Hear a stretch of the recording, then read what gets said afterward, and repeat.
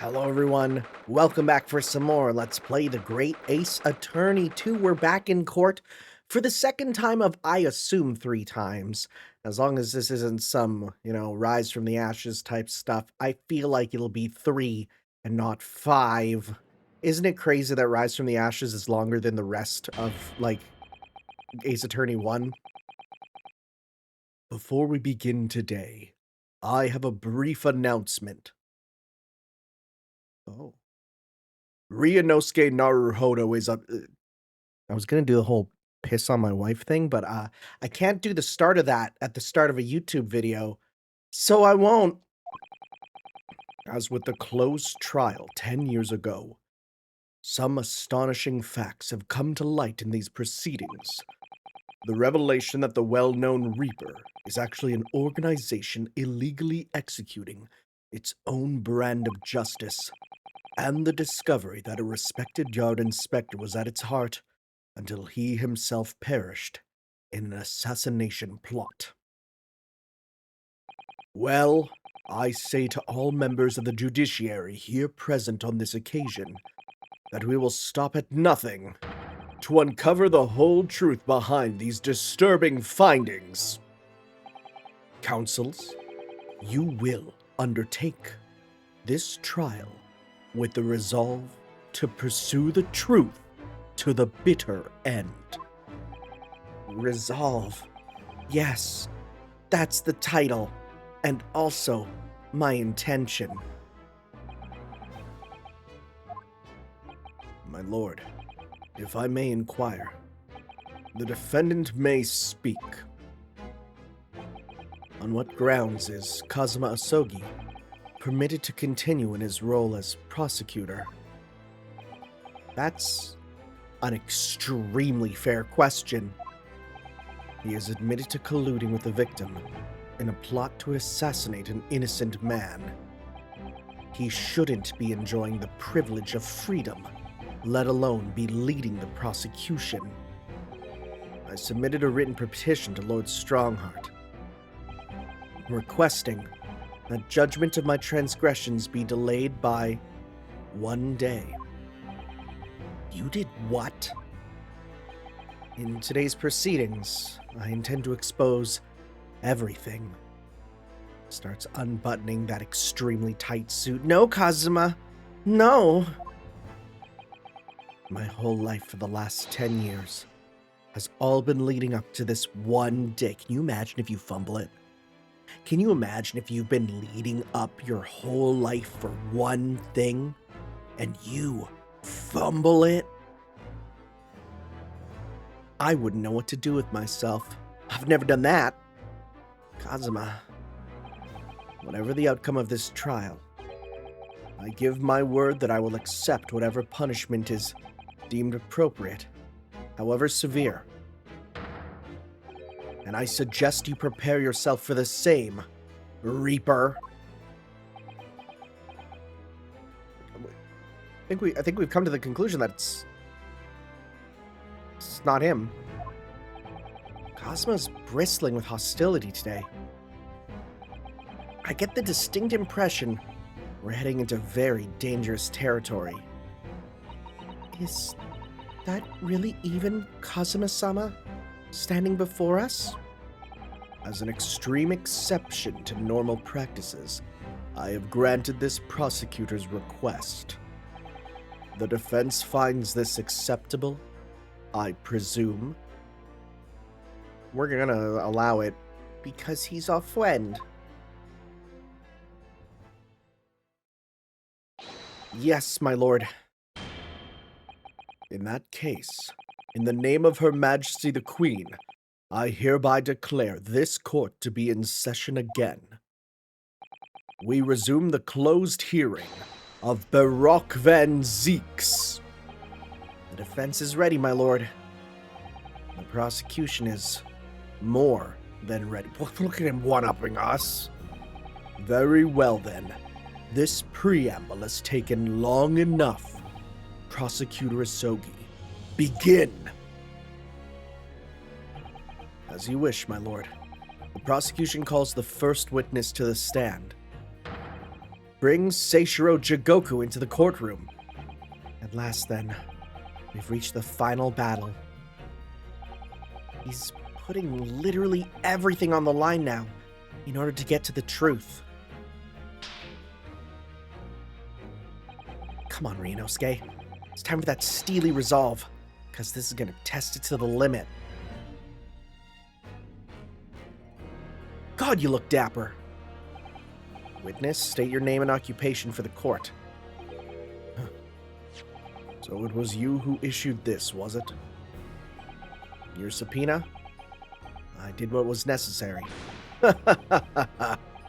Well, look what the young man has become. I didn't think I'd see the day when you take that tone with me, I must say. The witness will ensure his responses are pertinent to the questions asked. My name is Seishiro Jigoku, a Supreme Court judge from the Empire of Japan. 16 years ago, this man came to London as a visiting student. 6 years later, he returned to Japan. As well as proceeding over the Supreme Court, he is currently Japan's Minister of Foreign Affairs. I am, of course, fully aware of Mr. Jigoku and his preeminent roles. That was a test. I invited him personally to the International Forensic Science Symposium as a representative of his country. I hear he also played a key role in the conclusion of the Anglo-Japanese Treaty of Friendship and Navigation.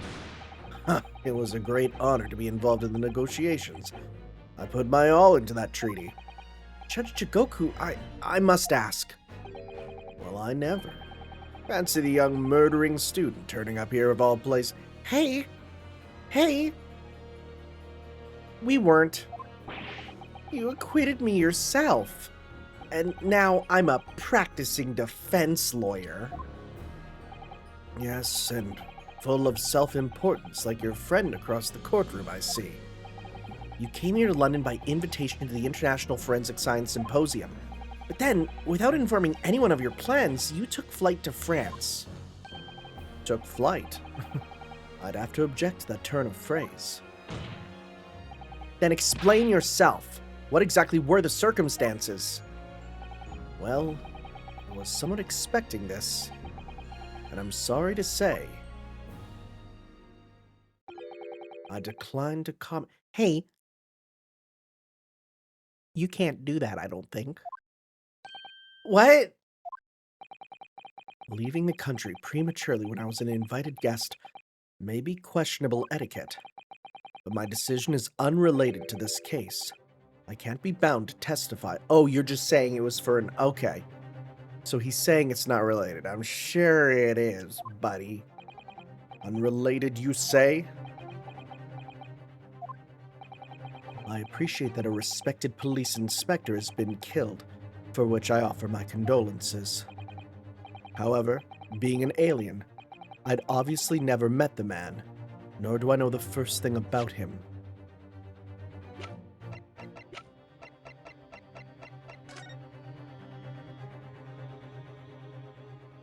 That's still concerning.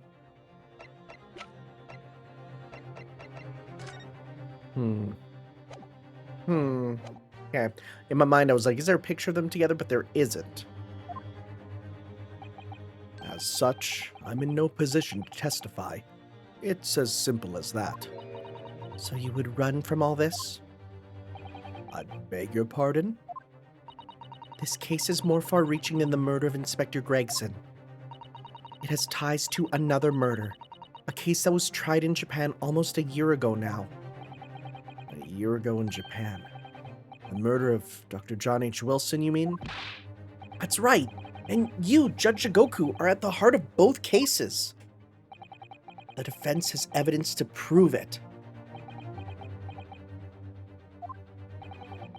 Well, Ryunosuke, I see from the look in your eyes that you're resolved to carry this through to the very end, too. Let's see your evidence, then. What proof do you have that Seishiro Jigoku is involved in this case? That would be the telegram from Japan. There's a telegram detailing a communication sent between Britain and Japan approximately 1 year ago. Communication contained 4 names: K. Asogi, A. Shin, T. Gregson, and J. Wilson. Hold it? Oh, he mad.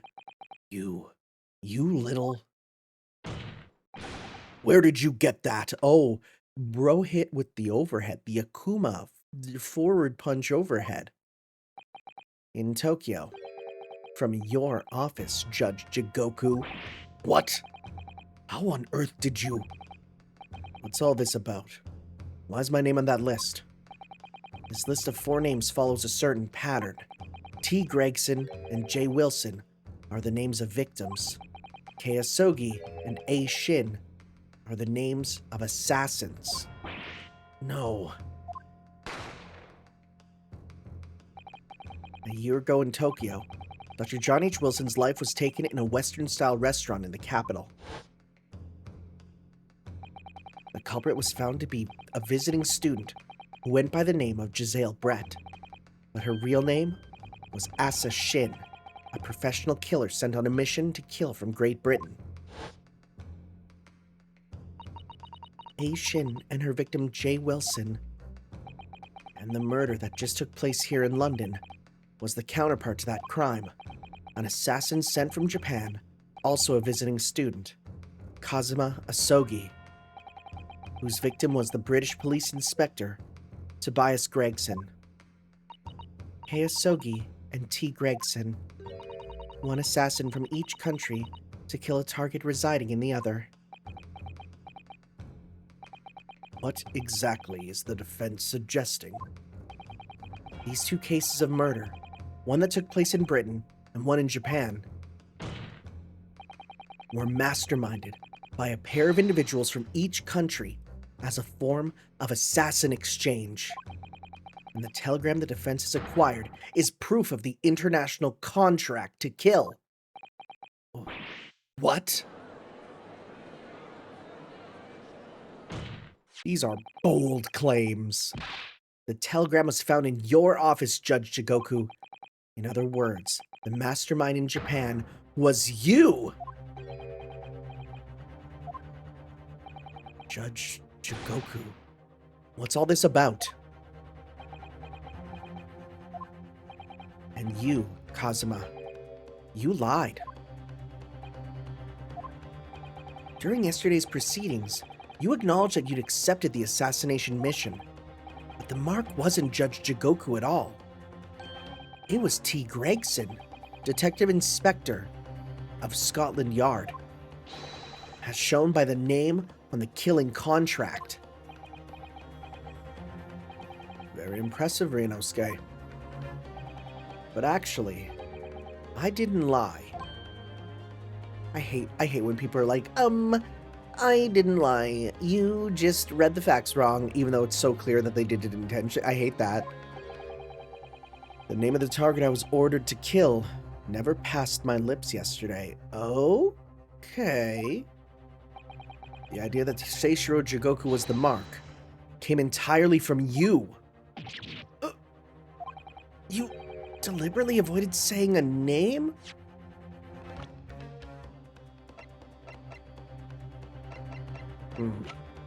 Wait. Is that why he only says the Reaper? The Reaper, the Reaper, the Reaper? Oh. The defense claims these 4 names indicate some sort of international assassin exchange. I'm sure I speak for all present when I say that the very idea seems utterly absurd. Well, Mr. Jigoku, what do you have to say for yourself?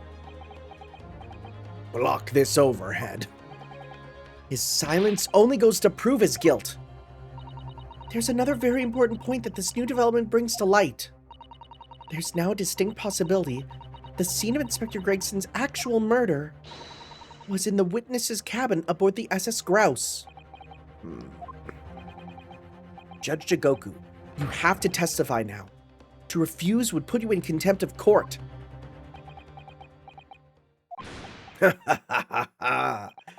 There's no need for quite such a vicious stare, young man. Very well, then. As a parting gift to you all, I'll tell you everything I know. It seems this Japanese gentleman has information that the court must hear about the alleged assassin exchange and the events of the night of the 31st of October. Present your formal testimony now.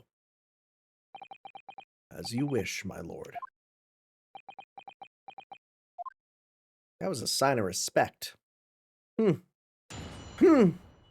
wonder who we might have got that list of names from.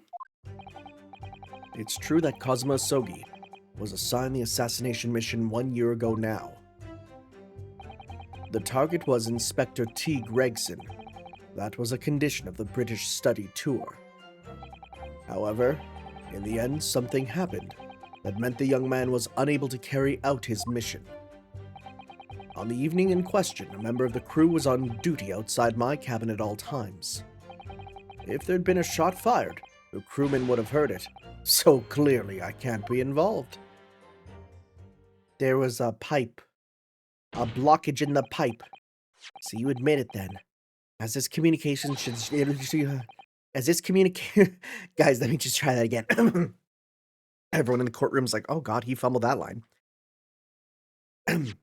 As the communication suggests, there really was an assassin exchange arrangement between Britain and Japan. A political endeavor at the highest levels. Not something I can discuss here. To use such a worthy practice as foreign study to coerce someone to commit murder. It's the most appalling thing I've ever heard. Appalling? Well, it's easy to judge. His thumb just clips right through everything without it moving. Pardon? Sogi had a reason for taking his sword to that British inspector, you know. What? Which is why he accepted the mission in the first place. Isn't that right, Counsel? Kazuma-sama?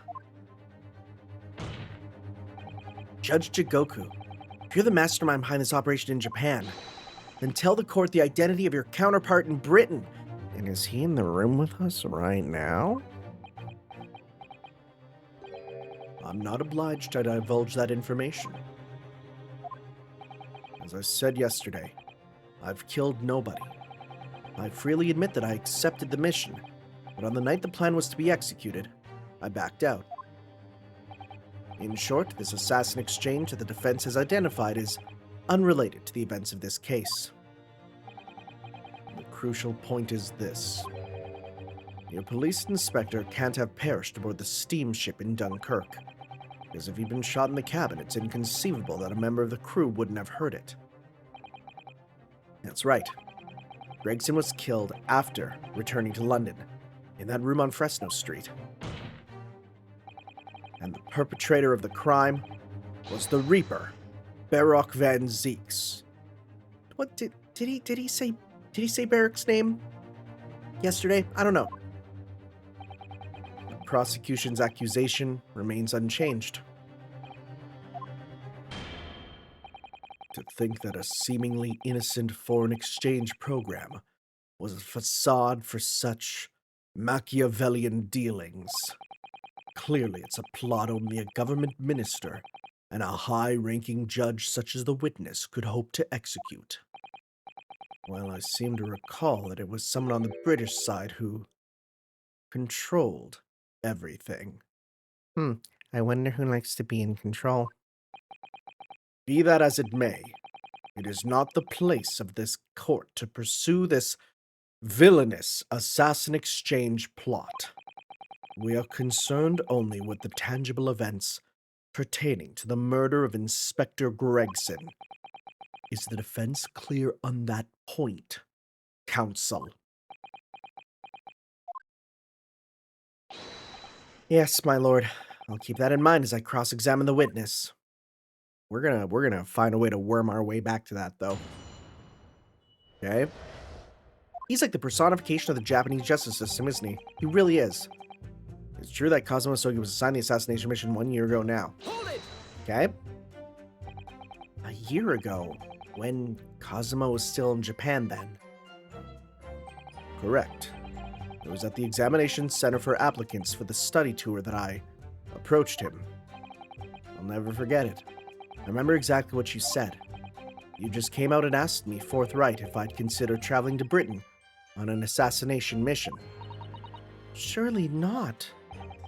I thought it was a joke at first, of course, but then it was made clear that if I didn't accept, I wouldn't be considered for the study tour. Oh, wow, what a frickin' ultimatum. A little sloppy. So you agreed to it just for that? I mean, I know how much you want to study in England, but assassination? The Empire of Japan had accepted a proposal from the British Empire at the time, an agreement to send a student from each country to the others to deepen cultural understanding and friendship. But behind the scenes, the chosen students were to be given assassination missions. I had no choice but to accept the proposal that originated from my British counterpart. Why didn't you expose the plot there and then? Because it was someone who has dirt on him, the person who officiated the court case a bunch of years ago, which was Mr. Stronghart. Britain acknowledges no part in these alleged misbegotten dealings, for I guess I represent all of Britain now. Oh no. I advise you not to make spurious allegations, Foreign Minister Jigoku. As a witness, I'm bound to tell the truth, my lord. This is the most toxic yaoi. Anyway, I picked a Sogi and explained the details of the plan to him. The target was Inspector T. Gregson. That was a condition of the British study tour, okay? Why Kazuma? Why did you pick him as the assassin? He was the most capable of all the applicants. And in addition, he already had a cool sword called Karuma. I knew his desire to travel to Britain was very strong. In fact, it was almost more than a desire. It was his whole purpose in life. Yes, and as his best friend, I can certainly attest to that. The way he threw himself into his studies, the way he pursued becoming qualified as a lawyer, it was all ultimately for that one single goal of being accepted on a study tour to Britain. And of course, we know the reason behind that. He was determined to find out for himself the truth about his father, Genshin Asogi. There was nothing I wouldn't have done to get here. Be that agreeing to assume the role of an assassin, or betraying people's trust. Well, you certainly did a fine job of betraying mine, Asogi. Oh man. This is like being at the family Thanksgiving when there's like a divorce literally happening at the moment. You're like, oh, I just gotta tug the collar. But why was Inspector Gregson the target? I have no idea. Those were the orders from Britain. I was in no position to question them. You have no idea? Really? I find that hard to believe. Oh, do you? Jigoku was once a visiting student here in Britain himself, of course. Perhaps he has some connection with Inspector Gregson from that time. The defense really ought to catch up. With what? With the fact that the assassin exchange has absolutely nothing to do with the case under scrutiny here. Yes, I've already admitted to recruiting Asogi. Oh, he's gonna worm his way out. However, something did happen that meant the young man was unable to carry his mission. Yep. I presume you're referring to the incident that occurred during Kazuma's passage to Britain in January? The one where he wrote the silly German words. An awful tragedy that took place on the steamship. Word arrived at the ministry some 2 weeks after the ship's departure from our shores. The visiting student had been killed, but his body had somehow gone missing in Hong Kong. News was wired to me from a detective I'd placed on the ship to accompany the assassin. Obviously, Kazuma didn't actually die at all, but he did lose his memory, including all details about his special mission. Did you not consider dispatching another assassin at that point? That wasn't possible, simply because that black-clad young student over there had to put himself forward as Asogi's replacement, and there was no way to stop him from reaching Britain. My hands were completely tied. So Mr. Shom's strategy worked perfectly.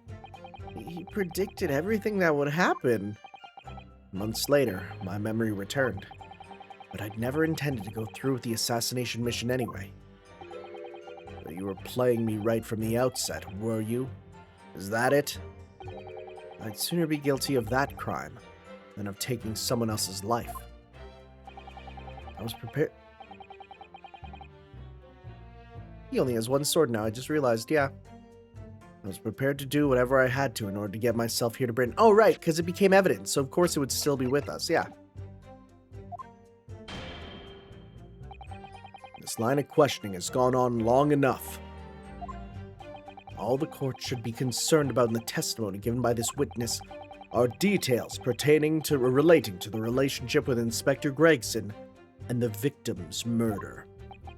In that case, as I've already made perfectly clear, I have no connection to the man or his death. And you have some means of substantiating this plea? On the evening in question, a member of the crew was on duty outside my cabin at all times. Okay. Outside your cabin in the first-class area of the SS Grouse, you mean? Yes, that's right. Not least because there's a murder of a student passenger earlier in the year, I imagine. The liner operators have taken to posting a crewman outside every first-class cabin door. Second and third class, they can die. Who cares? I can confirm the presence of the crewman guard myself. What do you mean? Because I accompanied Inspector Gregson to Dunkirk that night. I witnessed it with my own eyes. There was a well-built crewman standing guard directly in front of the door to the witness's cabin. At that particular time, of course, I'd gone to the ship's dining room for dinner. The inspector and I asked the crewman to allow us into the cabin while we waited for Judge Jigoku's return. I suppose Inspector Gregson was there in his capacity as the Reaper. He was intending to take the witness's life. Exactly. As I've said numerous times now, I had no intention of killing anyone. So the crewman let two potential assassins into the cabin he was supposed to be guarding? Not the most convincing of sentries, really. In truth, those were my thoughts too. But anyway, I stayed to talk with Inspector Gregson for a short while, and then I left him there and made my way off the ship alone. Was the guard still at the door when you went? Yes. He glared at me as I walked past. You see, that proves it. If there'd been a shot fired, the crewman would have heard it. So clearly I can't be involved. Do we get the stuffed thing? We don't have that as evidence. We don't have that as evidence. The crewman who was standing directly outside your cabin door, you mean? That's right. A muscular man with a permanent grim expression on his face. He didn't move once from that spot. I think his name was... Seaman... Ejaculate. To be honest, I thought he was a miserable fellow. He's just Russian. But as it happens, he's a vital witness now. There's no doubt that Gregson was killed by a gunshot. And it's that word is inconceivable. And it's inconceivable that crewmen standing just outside the cabin door wouldn't have heard that. But wait, what about the ship's enormous steam engines? The noise of them could have drowned out the sound of the gun being fired. Sadly, young judicial assistant, that won't wash. Oh.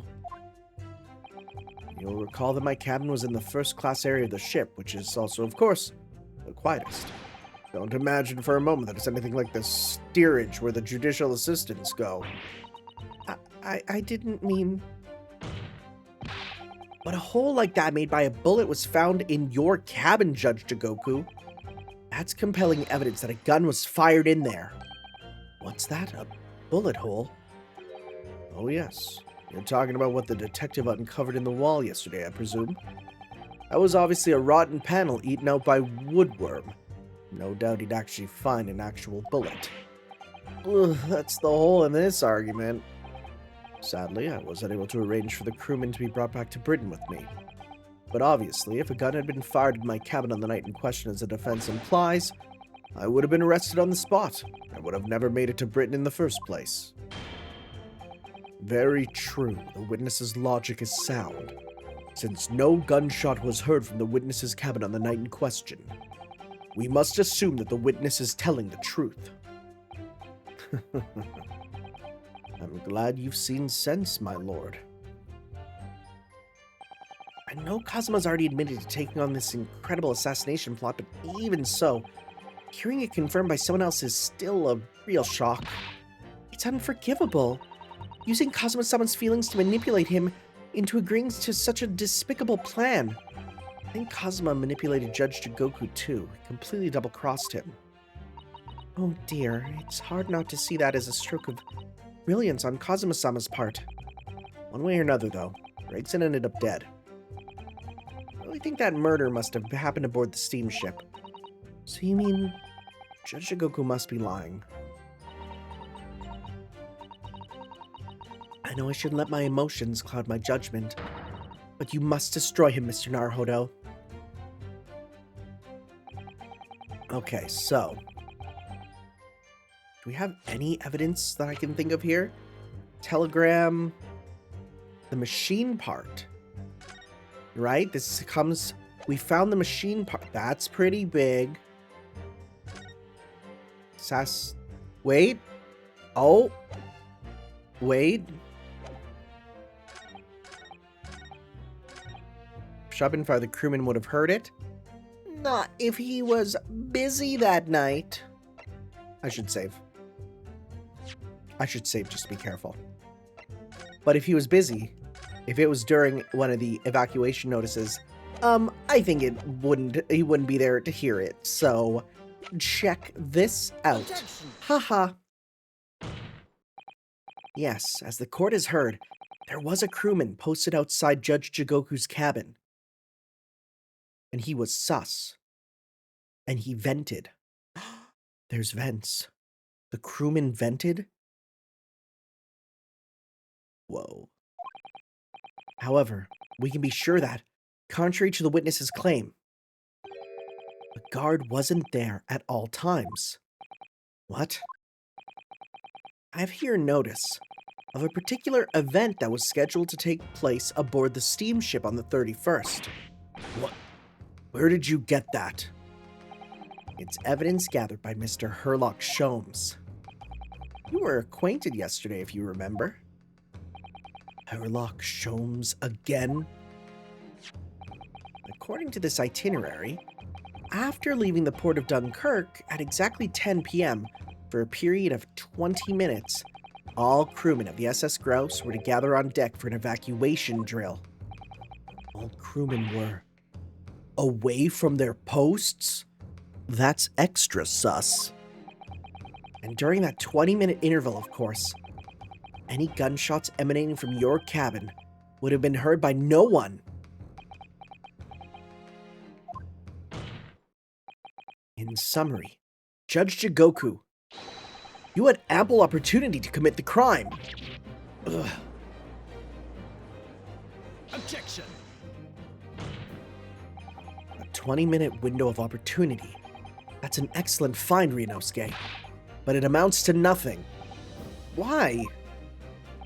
Because the witness clearly stated in his testimony that no incident occurred in his Buddy, you think witnesses always tell the truth? You'd be a really bad prosecutor. Unless you have unless you have some decisive evidence that can show his testimony to be false. Your accusation is nothing more than conjecture. Very true. Well, counsel, That's where we use the clock piece. Inspector Gregson was killed in Judge Jigoku's cabin that night. I'm certain of it. Because the defense has the evidence to prove it. You will present the evidence for the defense at once, counsel. What proof do you have that the victim's life was taken? Blah, blah, blah, blah, blah. Take that! Judge Jigoku, this was found in your cabin yesterday. What is that? The crown of a pocket watch. A pocket watch? And if you will observe, the victim's pocket watch, which we know he treasured, is missing precisely that part. It can't be. Moreover, this crown is a perfect fit on the spindle protruding from the victim's watch. Now, the fact that this was retrieved from Judge Jigoku's cabin tells us that the victim's watch almost certainly broke there. Ugh. In other words, the victim was killed on the 31st during the 20-minute evacuation drill. In the cabin occupied by you, Judge Jigoku. Oh, we scared him. Well, you're razor sharp, aren't you, you young murderer? Hey, that's slander. I killed nobody. Objection! I also didn't take on an assassination mission, so, expertly maneuvered, Ryunosuke. And your argument sounds entirely plausible. I don't like that word. Can we use confirmed? Better than myth busted. At first, but rather like this pocket watch, it's full of cracks. And also has been up someone's... I've been trying to find a way to worm the pocket watch in the butt thing, and I thought I had it this time, but it wasn't. I fumbled it my whole life leading up to this moment, and it's gone. What? And I believe Judge Jigoku feels the same way. Oh, he's all smiles. I was wrong to acquit you earlier in the year. Sorry? If I'd known that it would result in anyone having to listen to this drivel, I would have declared you guilty just to spare the world your ridiculous bombast. Wow! Evil judge. I mean, again, his name is Jigoku. We should have seen it coming. He is named Judge Hell, so... I think it's clear that the witness will have to give further testimony. When you hear what actually happened in my cabin that night, you'll notice the pitfall into which you've stumbled. Prior to your renewed testimony, I would like to clarify one point. The fact that this part of the victim's watch was discovered in your cabin means that you acknowledge he was there, I presume? Yes, I do. Very well, then. You may proceed to give your formal testimony about what exactly happened in your cabin aboard the ship on the evening of the 31st of October. Of course. As a man of the law, I have no intention of obstructing justice. What do you got this time? Let's see. I had a guest waiting for me when I returned to my cabin after finishing my evening meal in the dining room. Objection! What? What food? When I walked through the door, a mustachioed English gentleman was there, foolishly waving a gun at me. That could be multiple people. I soon took to take care of him with an Ippon-seo throw. Yo, did he just Kara throw? Yo, did he just press that long distance heavy punch and then do a grab macro? Dude? Well, no, I feel like Judge Jigoku comes from the era of push forward and heavy to throw. Ugh. He couldn't wait to run away after that.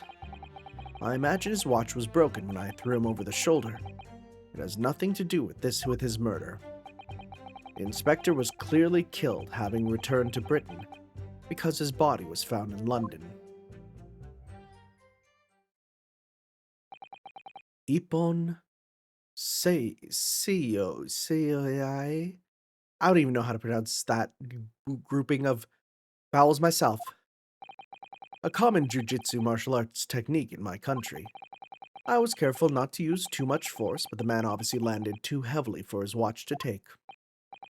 So, Ryunosuke Naruhodo, I imagine you can see the flaw in your logic now, can't you? What? The fact that the pocket watch was broken in the witness's cabin in no way proves that the victim's murder took place there. It's not wrong. It's really not wrong. I have no doubt that the inspector intended to kill me, but he didn't manage to pull the trigger. Yes, because he was merely the tactician, not the Reaper's hand of death. Well, the testimony appears to make perfect sense as far as I can tell. Let me express my deep gratitude for your understanding, my lord. But if this testimony holds, Jigoku will have deemed to have no involvement in this case whatsoever. Well, counsel, I really see no reason for wasting precious court time here on a cross-examination. No, please. It's my only way to play the game. Sorry, my lord, the defense has a right to cross-examine, and I don't intend to squander that. You're an embarrassment to your countrymen, not knowing when you're beaten. It's called guts, okay?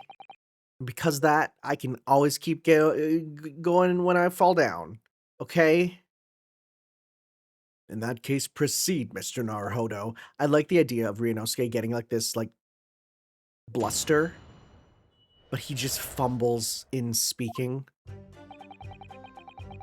Okay, here's a guest after you finish your what did you eat? Because the so-called guard post at your cabin door had just let your killer pass, you mean? Apparently, Gregson told the crewman he was a police inspector, which was the truth, of course. He wouldn't have had his identification with him, though. He had his trench coat and a mustache, not to mention the bag of chips. I imagine the crewman was convinced. Man accompanying him would have had 2 swords slung around his waist. You mean me? Who else? Yes, that's true. You would have hoped the sight of a few swords would set off alarm bells in the guard's head. The point is, I left the cabin before its occupant returned, and I immediately disembarked the ship. Certainly. All I can tell you is that only the inspector was waiting for me when I arrived back at my cabin. And you entered without any inkling of suspicion? That's right. None whatsoever. Okay. When I walked through the door, a mustachioed Englishman was there, foolishly waving a gun at me. Hold it! Obviously, you're talking about Inspector Gregson? Yes, though at the time I didn't know the man's name, and there was no time for introductions. I value my life over manners. By which you mean that the inspector was there to assassinate you, I suppose? That was certainly the impression given by the gun pointing in my direction. But I've never seen the muzzle of a revolver shake about so much in my life. Anyone would think the man had never shot somebody before. I still don't think he did, so I think that's the case. Believe it or not, most of us haven't. Anyway, there was no time to call for the help of the crewman at the door, so I dealt with the man myself. I soon took care of him with an Ippon Seiyo throw, though. Couldn't wait to run away after that. Even though the man had a gun? That was a very brave move, wasn't it? Projectile invincible. I'm sorry, I was taking a sip of my coffee. I couldn't laugh. Good coffee. My Ippon Seiyo is... I don't know how to say that. Ippon Seiyoi is far faster than a bullet, I can assure you. But surely all that commotion caused the crewman to come in, didn't it? Yes, of course. He burst in immediately without knocking. The inspector hurled himself at the stocky fellow and just managed to slip past him to make his escape. The outstanding guard does it again. Luckily, there aren't many situations I can't get out of using a quick Ippon Seo throw. Okay, this dude does have some. Didn't I say this dude has command grabs or 720s? I think I did. I was super right. I imagine his watch was broken when I threw him over my shoulder. It has nothing to do with his murder. Hold it! Probably something to do with time that can prove this wrong. The crown snapped off and the glass covering the face of the watch was cracked. Preferable to the man's head being pulled off or his spine cracking, wouldn't you say? Oh my god, dude. You must be great at parties. Not that the man was spared for long. A bullet to the chest soon saw to that. But the point is, the broken pocket watch doesn't prove that a murder took place. Absolutely not. All the watch proves is the power of my jujutsu throw. Whatever you say, it doesn't quite ring true that no shot was fired in that cabin. Because there was an obvious bullet hole in the wall. What are you talking about? Huh? That's what the star of your lowbrow detective stories told you, is it? Well, I don't care for such fiction. Dude, wait, we don't have a way to prove it. Haven't you worked it out yet, you little stripling? Hey, I don't like that term. No murder took place in my cabin. The inspector was clearly killed having returned to Britain, because his body was found in London. Hold it! But there's no evidence that proves the victim ever returned to London alive. Just take a moment to think that idea of yours through now, stripling. What? If the inspector was killed on the steamship in France, how on earth could he have gotten back to Britain? Gee, I sure wonder what large object could have held him and a bunch of ice all the way to Britannia.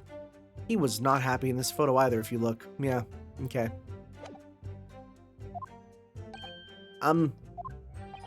When people die, they're usually killed. And their bodies remain at the same spot. It's a devil of a thing.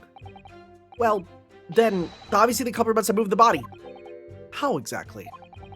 Carrying a corpse off a ship in your arms would raise a few eyebrows at least, don't you think? Well, yes, that's true, but all passenger luggage is inspected when it is unloaded from arriving vessels. And I would like to think that the border police would query the corpse of an English gentleman as hand luggage. So they don't examine the hand luggage. Well, there we go. If the murder had taken place aboard the ship, you would imagine the body would have been disposed of at sea. There would be no sense in risking being caught by attempting to transport the body back to Britain. That's killed that idea then. But perhaps not. Mrs. Sato? We've heard that the first-class passengers were under constant scrutiny by the crewmen posted to guard them, which would mean that the culprit had no opportunity to dispose of the body in the sea. Yeah, that's true. So transporting the body to Britain may have been the only viable alternative. Dear me, you really are new to this, aren't you? Huh? I thought I'd been perfectly clear, but it seems I'm gonna have to explain it in words you can understand. I think I ought to alter my testimony. With your consent, my lord. I have no objection. State your amended testimony now. What's this say? There's no possible way I could have done. Here we go! I'm gonna press it, but then I know what to do on this one. There's an idea. Think about it, stripling. All passengers and crew disembarked at the same time and passed through the same checks at the border. The symposium guests were driven straight to the hotel in carriages organized by the ministry. And we met you as soon as we arrived at the hotel. So you did. Well then, remind me. Did I have a corpse over my shoulder? No, but you had a big-ass box. No. We're in agreement then. I couldn't possibly have brought the inspector's body back to Britain. Unless, of course, they've developed some clever device these days to instantly move things from A to B. Please don't. We're not bringing that up again. Funny you should say that. Professor Hairbrain's invention didn't actually work, if you remember, Mr. Naruhodo. Yeah, of course. The defense has become unusually quiet, I notice. Yes, because there's really nothing more to say. I know exactly what to do here. So that's his story. Well, I suppose if you think about it, whenever you drop a teacup in the office and it breaks, we don't say Mr. Naruhodo must have been murdered there, do we? Is that the veiled threat about what might happen to me if I break another one? And the fact is that Inspector Gregson's body was found in the little room on Fresno Street. If he really was killed in Judge Jigoku's cabin, the body would have to be moved somehow, obviously.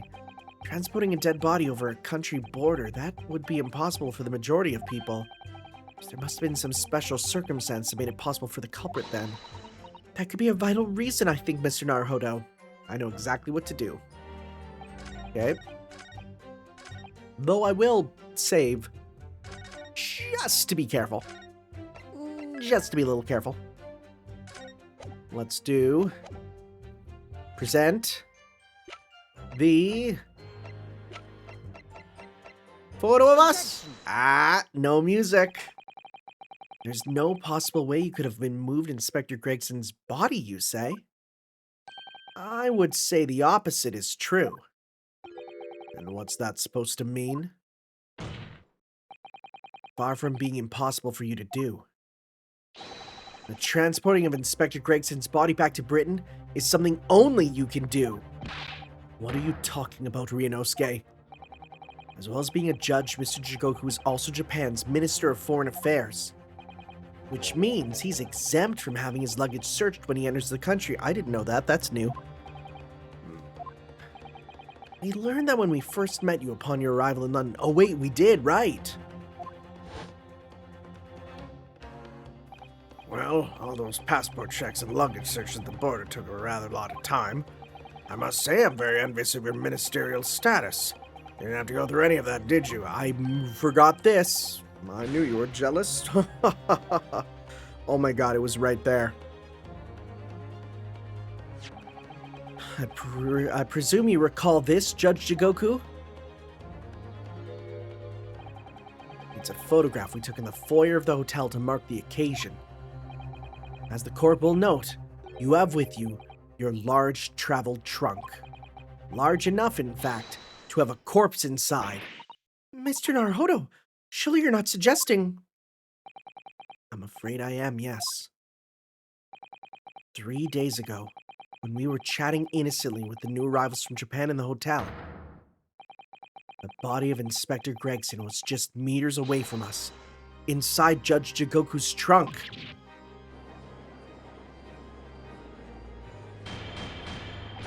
Order in the court.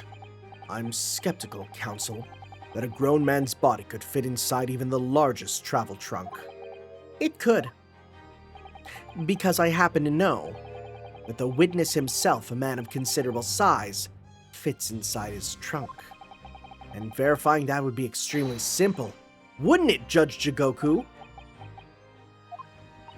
But inside his trunk, how horrifying. And after we'd spoken with you at the Great Waterloo Hotel, you had the opportunity to visit the apparent scene on Fresno Street, taking your trunk with you in a cab to deposit the inspector's body. I don't have to listen to this nonsense. Dr. Gori, the coroner who examined the body, has confirmed the possibility. She acknowledged that there are signs that steps may have been taken to disguise the true time of death. The onset of the body's decomposition could have been delayed by storing it in a refrigerator. Counsel, as I remember explaining yesterday, refrigerators of the requisite size are few and far between. Yes, I'm sure they are. But one place they're certainly found is on large ocean liners. Such ships are equipped with electrically refrigerated cold rooms to keep food fresh on their long sea voyages, and the SS Grouse is no exception. Professor Mikitoba told me about it only yesterday. Well, Judge Jigoku? However much you prolong this debate, you can't eliminate the truth. All the evidence points to you being the killer.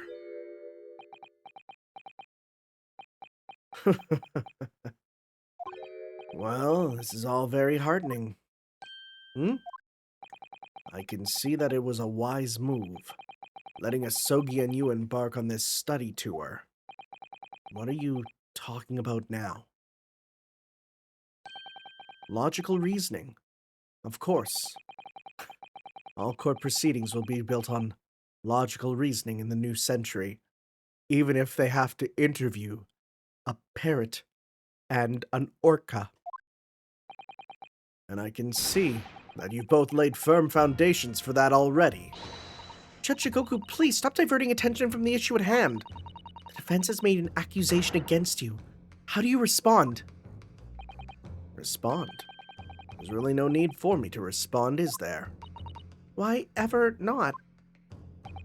Because before you even begin to answer the question of when the victim was killed, you must first establish one key fact. Where was the victim killed? It's quite logical. The actual scene of the crime? The prosecution's stance is unaltered. The killing took place on Fresno Street, where the gunshot was heard. As the accused, Barak Van Zeek shot the victim at point-blank range. Since no tangible evidence exists to disprove the prosecution's claim at the time, the defense's deductions amount to little more than an elaborate fairy tale. I'm afraid that's how the logical reasoning the British are known for really works, young stripling. The victim was shot in that little room on Fresno Street and died instantly. I'm afraid that it's the prosecution's claim. That's the only fairy tale here. Wait, did you knock him out? Bring him alive to Fresno Street? How can you say that? Quite simply, because that claim directly contradicts a certain piece of evidence in our possession. Very tantalizing, counsel. I think you would better explain yourself to the court, don't you? The prosecution claims that Inspector Gregson died instantly when he was shot at the scene on Fresno Street. This evidence clearly contradicts the claim. Let's see here. Died instantly. Frickin', where do we go with this? Failed to wound it every single day. Or you wound it every single day, having wound it up, it started ticking again. Gregson in the hairpiece. Because it was... Okay. Died instantly when shot. Contradicts when he was instantly shot and killed. Frickin'... What do we have? I don't even remember.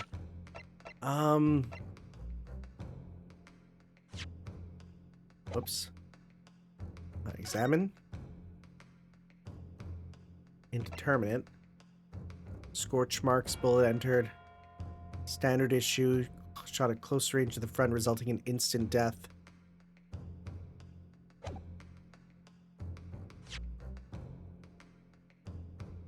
The prosecution claims that Inspector Gregson died instantly and was shot at Fresno Street. This evidence contradicts that.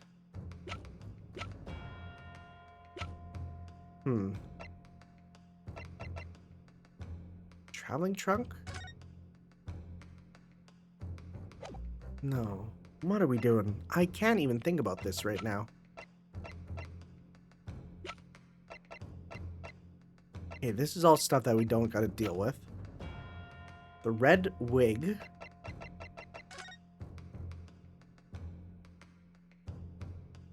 Died instantly. My only thought is this little thing. How did it come off? Maybe? Right? Because then if that fell off, I don't think it could fall off his pocket, right? Because the other one stayed in his pocket. Is it this? Take that! Nope. The Japanese really are a curious breed. Cool. To prefer an argument with such conviction, only to present such nonsensical evidence. Perhaps my Japanese friend... you're Japanese too. Perhaps my Japanese friend's inexplicable thinking is why people talk of the mystique of the East. In case you hadn't noticed, I'm not the only Japanese around here. In fact, I think there's currently only one white guy in the room right now. Lord is not interested in the mystique of anything. You will be penalized accordingly. Okay, so that wasn't it. What is... I don't actually know... I fully have no idea where we're going with this. My own thought is, again, we'll think of something that, like, contradicts the claim of... So, shot in the room and died instantly, that's a fairy tale. We have something that contradicts the idea of him dying instantly. Is it this? Take that! No. Okay. Yeah, this is one of the few times where I'm truly like, I don't even have an inkling of where to go from here.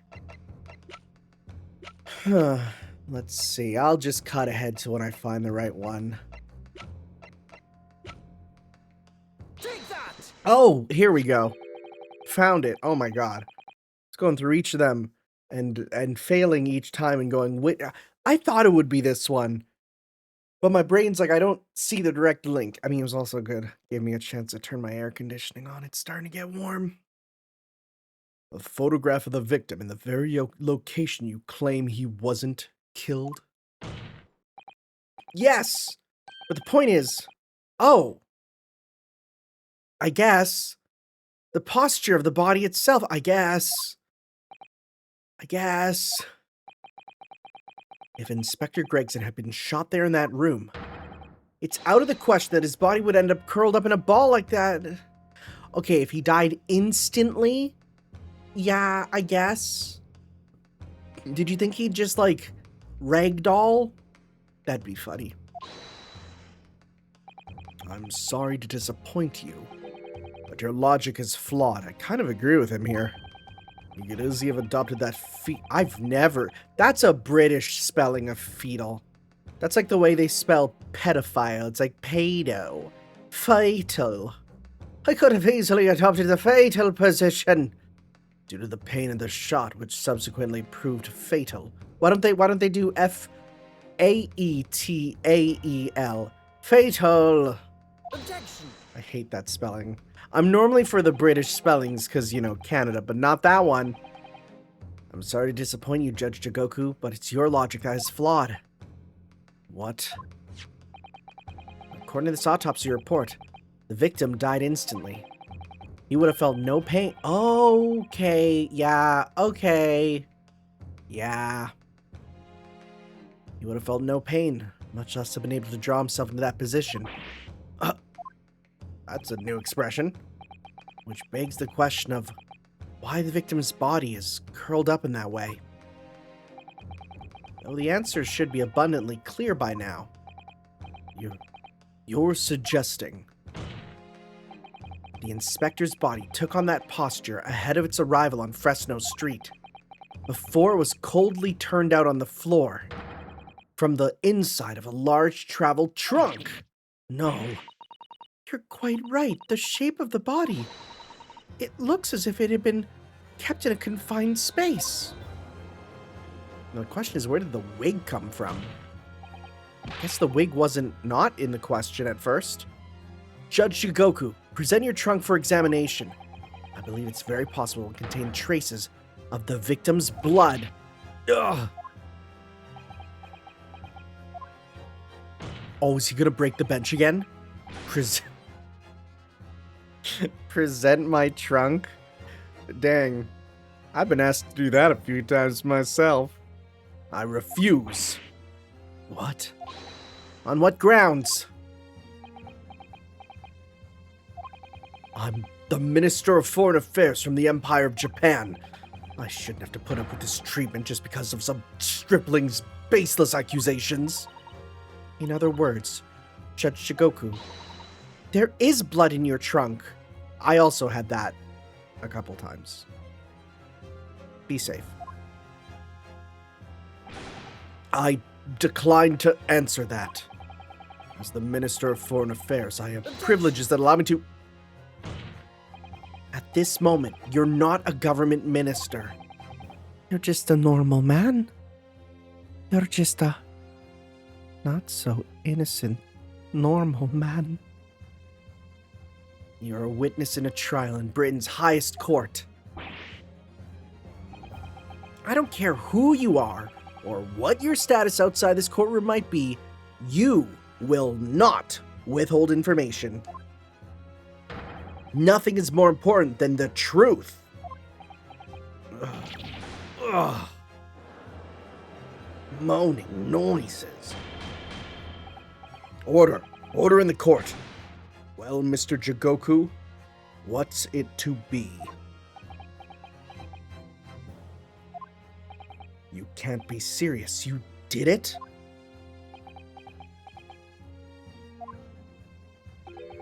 Have you no shame at all, Kazuma Asogi? What? Very well. I admit it. I did bring the inspector's body into the country. Inside my trunk, exactly as postulated by the defense. Well, you... Dear God. Outrageous! So it was you!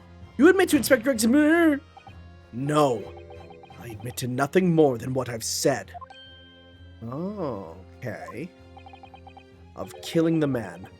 I certainly have no recollection. Hey, that's very poor wording. I'm going to be real. That's wording they can get you on. What on earth is that cryptic statement supposed to mean? I merely disposed of the inspector's body, which was left in my cabin, in order to avoid unwanted attention. As the judicial assistant over there pointed out, I had no chance to throw it into the ocean. So, I decided my only option was to bring it into Britain with me and dispose of it somewhere else. You can't still deny it. If you didn't do it, then who on earth did kill the man? As you know, there was one other person in my cabin that night. He had the opportunity. And moreover, he'd already accepted a mission to take the inspector's life. Oh. That's right. Who else could it have been? It was you, Kazuma Asogi. You. Well, now we're just playing the pointing fingers game. Which I guess Ace Attorney is kind of the pointing fingers game. I never thought you'd stoop to this, Seishiro Jigoku. You've taken the words straight out of my mouth, Prosecutor Kazuma Asogi. You thought by leaving the body in my cabin, you could pin the crime on me, didn't you? Well, the prosecution counsel has already admitted to visiting the witness's cabin on the night in question. Yes, on an assassination mission, no less. You wouldn't... So, what do you make of that, young stripling? You heard my testimony now, and that's all I have to say on the matter. I'll admit to nothing more. I don't believe this. Counsel for the defense. What is your position now? The court awaits your response to the witness's assertion.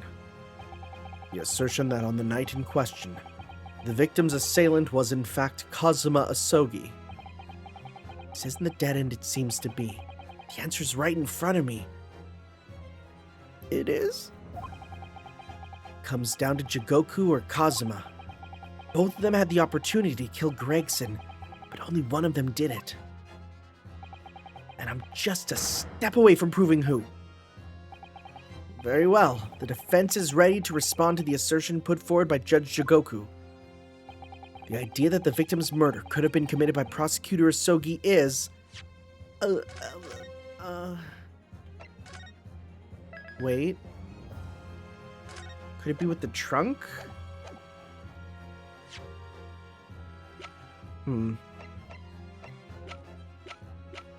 Let's see here. Because there was this, right? This is still concerning. This is concerning. This is apparently different now. Look at this dark stain here. Do you think? Yes, I'm afraid so. I think it's blood. I knew you were going to say that. So that presumably means that this was present at the scene when Inspector Gregson was killed. It's most logical conclusion. I think Jean has been carrying this around with her. Didn't know any better. I suppose it does kind of look like a grease stain, yeah. So, victim's murder could have been done by Asogi. I get, because it is possible, right? They fought, right? I say it's possible. I think it's possible.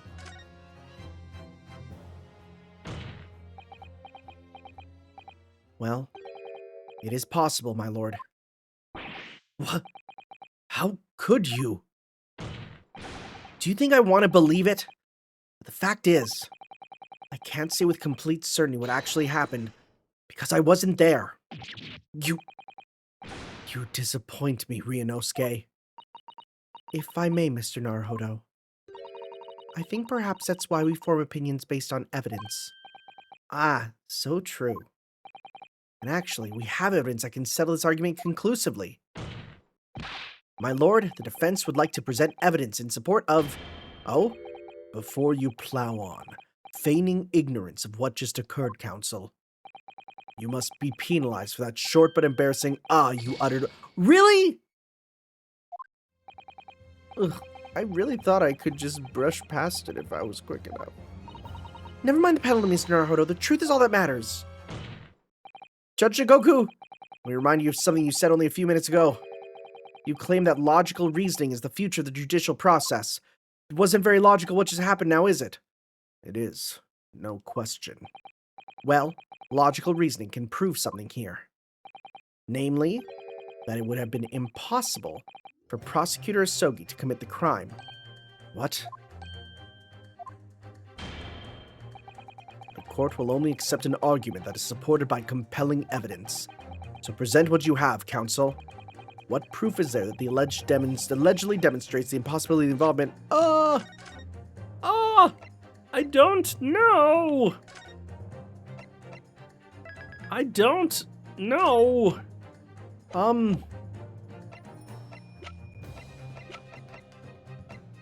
It proves the impossibility of Kazuma being there. Do we... Sogi's the only weapon I have left. It could be this, and I don't see the exact connection. The blade, the sword tip is missing. Let's try this. Take that! You're making the evidence weep here, Ryunosuke Naruhodo. Sorry? Every piece of evidence has a role to play in arriving at the truth. They're not playthings you can toss around the courtroom for entertainment. Yeah? Guess what? Yes, they are. There we go. Okay, it wasn't that. Red-haired leak, no. Steamship ticket. Yeah, this has nothing to do with what we need. There's nothing here.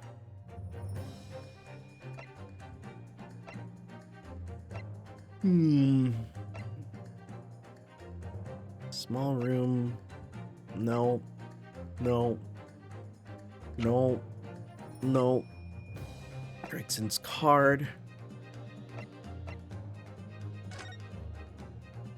An additional person, Dunkirk.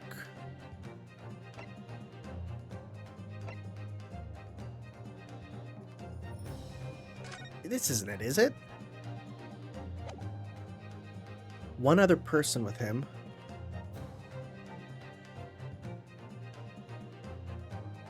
Is it this? Take that! Nope. Yep. I'm getting hit with this. This always happens when I'm in like the last couple cases. I truly get, like, befuddled as to where we're going, and it's because I'm thinking of, like, how the story goes, and because of that, I'm kinda like, I don't know, this has nothing to do, right? Like, I'm coming up with a whole story on my own, and if it doesn't fit, then we can't get through. Bloody handprint? Bloody handprint, have we solved that one? I don't remember.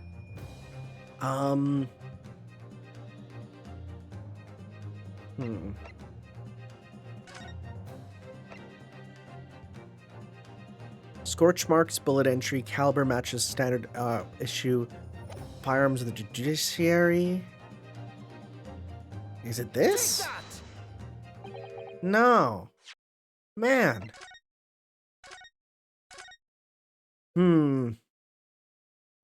This is a rough one.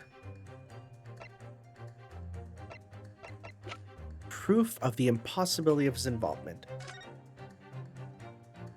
Yasogi Ace. No, that has nothing to do. Pocket watch. In missing, he was in the... It was in the box. Evacuation notice. 20 minutes to happen. Sword tip is missing. Proves he was at the scene of the crime. That's so long ago. That has nothing to do with it. Gregson's case. No. Commemorative photo. No. Scotland Yard police ID. No, that has nothing to do with it. Gregson's pocket watch. Red hairpiece. Is there anything here that proves? No, not really. Gunshot. The board. Red hair. Man. Just gonna have to start trying these one at a time. Take that! Oh, okay. Itinerary of crew members of the SS Grouse is conclusive proof. It is? All crew members. 20 minutes. Crew resume duties. Okay. Huh? An itinerary? How does that prove anything? Yeah. Tell me. Judge Jigoku, the moment you acknowledge that you found the victim's body in your cabin, this itinerary suddenly became much more significant. Oh, because it makes the time more specific? What? Why? On the night in question, as always, a crewman sentry was on guard outside your cabin door. As long as he was there, nobody could have fired a shot inside the cabin. Absolutely. Because it's Every time I read that word, my brain goes, that's not how you say it, but then it is. It's inconceivable that the guard wouldn't have heard it and come to investigate. So that tells us that the crime must have taken place when the guard was elsewhere. And that narrows it down to the 20 minutes just after 10 o'clock as indicated on the itinerary. Yes, I see no flaw in your reasoning so far. But the crucial point is this. When the evacuation drill took place, the steamship had already put to sea from the port of Dunkirk. Okay. Right. Okay. Now, clearly the murder could only have been committed by someone who was aboard the vessel at the time. But Prosecutor Sogi stated in yesterday's proceedings, I didn't come to Great Britain to take anyone's life. So I left Gregson and disembarked the ship. I spent that night at a boarding house in town and returned to England the following morning. Okay. Which I'm sure the court will agree is conclusive proof that Kazuma Asogi couldn't possibly have carried out the killing. Ugh.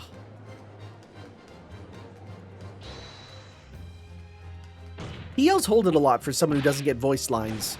No, absolutely not. I don't accept that at all. What do you mean?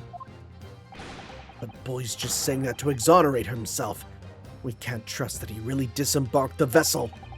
Obviously, after he left my cabin, he hid himself somewhere nearby on the ship. Just waiting for his chance to come back and finish the... Didn't he say that we could get the log from the hotel he was at? No, that's out of the question. Isn't it, Kazuma? As the defense rightly recalls, I disembarked the vessel and spent the night in a boarding house in Dunkirk. And as I said yesterday, I signed my name in the accommodations register book. Yep. All extremely easy to verify and undeniable proof. No, There's no escape this time. You can forget that you're a judge or a government minister. It's time you gave the court an honest answer as a common man. Oh, he's about to pop his super. You killed Inspector Tobias Gregson and transported his corpse back to Britain. And you dumped the body in the room on Fresno Street and made look as if the murder had happened there. Yo, that 360 ruled. That's what really happened, isn't it? Seishiro Jigoku, he's gonna break the thing again. It was that damned trial 10 years ago. That's when this all began. Yeah? Looking back now, my fate was decided that day. I was doomed already. There's a lot of vibration happening in my controller. Oh, yo, the double axe handle, let's go. That came real close to stabbing you. What the frick? It had a shockwave? It's over. My life is over.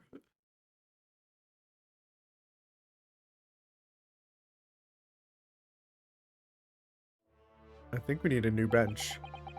A British assassin to eliminate a professor in Japan. A Japanese assassin to eliminate a detective in Britain. Both assassins will use diplomatic immunity to evade conviction and return safely to their homelands. The assassin exchange request arrived from Britain about 1 year ago. Though it was hardly a request, it was a demand. And for that, you decided to recruit Mr. Isogi? But things didn't go according to... But things didn't go according to plan. Your chosen assassin never made it to Britain. And you found yourself unable to dispatch a replacement because I was already on my way to Britain at that time in Cosmo's place. And that left me with only one option for carrying out my obligation. To eliminate the mark myself, personally. Of course, there was but a single opportunity for me to do that. Oh, you mean like being invited by someone? The International Forensic Science Symposium, I presume. That's right. I decided it'd be safest to carry out the plan before my arrival in Britain. So I enlisted the help of my British counterpart and made arrangements for a pretext that would take the inspector to Dunkirk. To lure the man in, he was given a sham mission by the Reaper. What? The Reaper? But there's only one person who could have done that. The mastermind of the entire operation. The Reaper himself. Ah. So, that means that the assassin exchange was...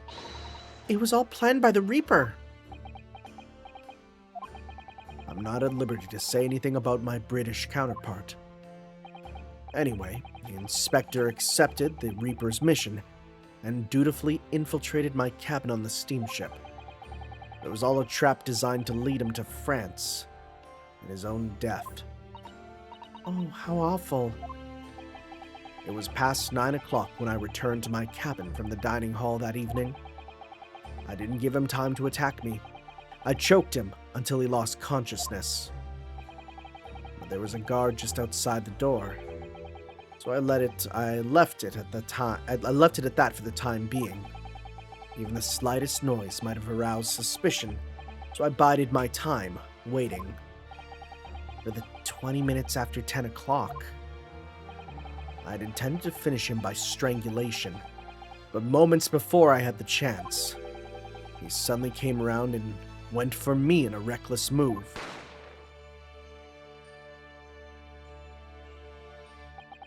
I'd received the British-issue gun 16 years earlier. You got to keep it? That's insane.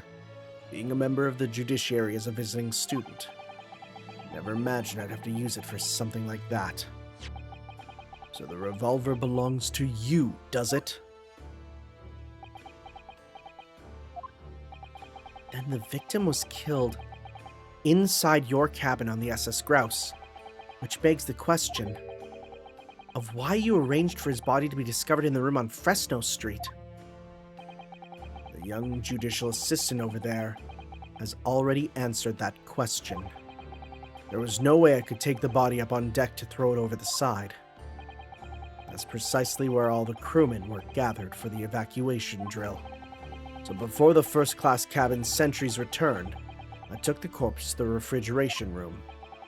And then on arriving in Dover, you concealed the body in your trunk in order to smuggle it past the border police. I knew I needed to take steps if the police were to be convinced when the body was found in London. In that case, you must have known. You must have intimate details of Inspector Gregson's intended schedule. Yes, my British counterpart sent me everything I needed to know. The inspector was due at Fresno Street at 5 o'clock that afternoon, in order to meet a man by the name of Hugh Boone, from whom we would take back his police identification. I decided that man would be the perfect person to set up as the culprit. So I took a hackney carriage over there with the body still in my trunk. That must have been just after we took this photograph with you at the hotel then. Why, he looks angry. Yes, I wasn't expecting a welcoming committee. I was more than a little nervous. On Fresno Street, I spotted a young girl selling firecrackers. Miss Venus, of course. I conceived of the candle trick then and there.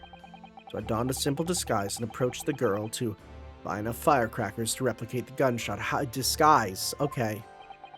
What sort of disguise? For some reason, the inspector had a bright red hairpiece in his own traveling case. So I put that on. Though I suspect I drew more attention to myself than I would have otherwise. The hairpiece? Okay, he used it. The hairpiece we found at the scene. The inspector had it ready for the red-headed League investigation. I only arrived at the room at around 4:45, so I quickly placed the body on the floor, moved the notice board, and set up my candle trick. I arranged it so the firecrackers would go off a bang around 15 minutes later. You were really planned! So that Mr. Boone, who was due to arrive at 5, would walk straight into a trap. Except, at the last moment, I made a careless blunder. What was that? I imagine it was the bag of fish and chips. Ah! I didn't notice that it had fallen out of his overcoat pocket when I moved the body to the refrigeration room. I put it back in his pocket the following morning, but...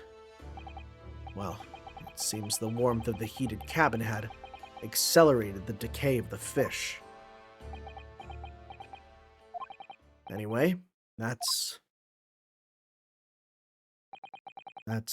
everything. All the sordid details of what I did.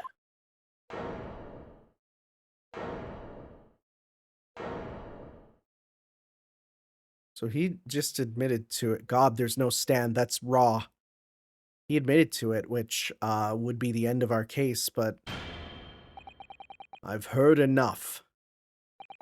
We've arrived at the truth about the murder of one of the country's most capable and respected police inspectors. The witness will be tried in the coming days. For a crime of such vile nature, you can expect the most severe penalty. That's probably death. I think if you assassinated the Japanese foreign minister, things wouldn't go well for you. An exchange of assassins. What a foolhardy idea. Mr. Jigoku, one last detail. Who was your counterpart in Britain? Who is the mastermind behind the assassin exchange? He's just gonna say he's in the room right now. That's all he's gonna say. Nothing you say now can make matters any worse for you. Just tell us. Enough! I've already told you that I cannot say. Even though as things stand, you may very well never set foot in your homeland again, or, the land of the living. What are you waiting for? Can't we get this over with now? It's finished. All of it. I'm finished.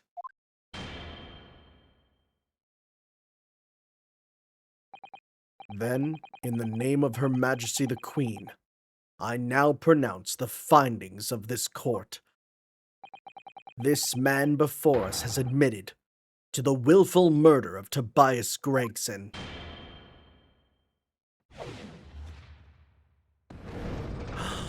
Are we gonna do a summation examination? Can we request it? Seishiro Jigoku. It is the opinion of this court that you should be found. Wait. And may I remind all those present of the strict confidentiality demanded by this closed court. I thought we were gonna then request oh no! Moments ago, Mr. Jigoku signed a written confession admitting to the murder of Inspector Gregson and the subsequent conveyance of the body. In short, the defendant's innocence has therefore been established beyond doubt. Oh, wonderful. Well done, Mr. Naruhodo. Yeah, thank you. Is something wrong? I'm just a little troubled by his silence. The true identity of the Reaper of the Bailey and this extraordinary assassin exchange. We do remain in the dark about those mysteries. However, insofar as the indictment brought about against the defendant in this trial, we have reached a conclusion. I have every intention of pursuing both mysteries. As a prosecutor. As you wish. Now, for the formal adjudication. I hereby declare the defendant, Rock Van Zeeks. Wait. Is he gonna do a summation examination? The prosecution calls for adjudication to be deferred. Counsel? The accused's innocence hasn't been fully established at all. And therefore, it'd be wrong to deliver a verdict at this time. That is the prosecution's unwavering position. What? What? But Judge Jigoku has already confessed. Nevertheless, Barok Van Zeeks has committed crimes for which he must be punished. Well, it would appear you have information that the court needs to hear, Prosecutor Asogi. Certainly, the murder of Inspector Gregson was actually carried out by Seishiro Jigoku. But it's clear from the witness's testimony that he was coerced into complying with the plot, into this sick, merciless assassin exchange. Are you going to say that the mastermind was Barok? Is that what we're doing? That may be true, but... So what I want to know is, who coerced Jigoku? Who was pulling the strings? The victim went to France having been ordered on a mission for the Reaper, only to be murdered. In other words, the mastermind behind the assassin exchange is someone in a position to give such an order. As we've already established, the Reaper himself. Well, certainly, that would appear to follow. The prosecution hereby formally accuses the man in the dock, Barok Van Zeeks, of being the Reaper of the Bailey. And furthermore, I'm gonna prove his guilt beyond all reasonable doubt. What?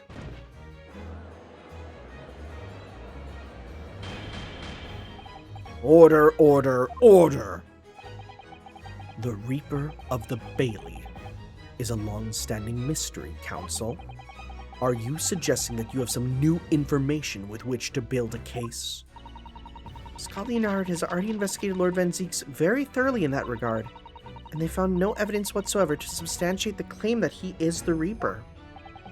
Perhaps, but circumstances have now changed. What do you mean? It's already been established that the Assassin Exchange was negotiated with Jigoku by the Reaper himself, which means we now have a new line of questioning by which to identify definitively the man's identity.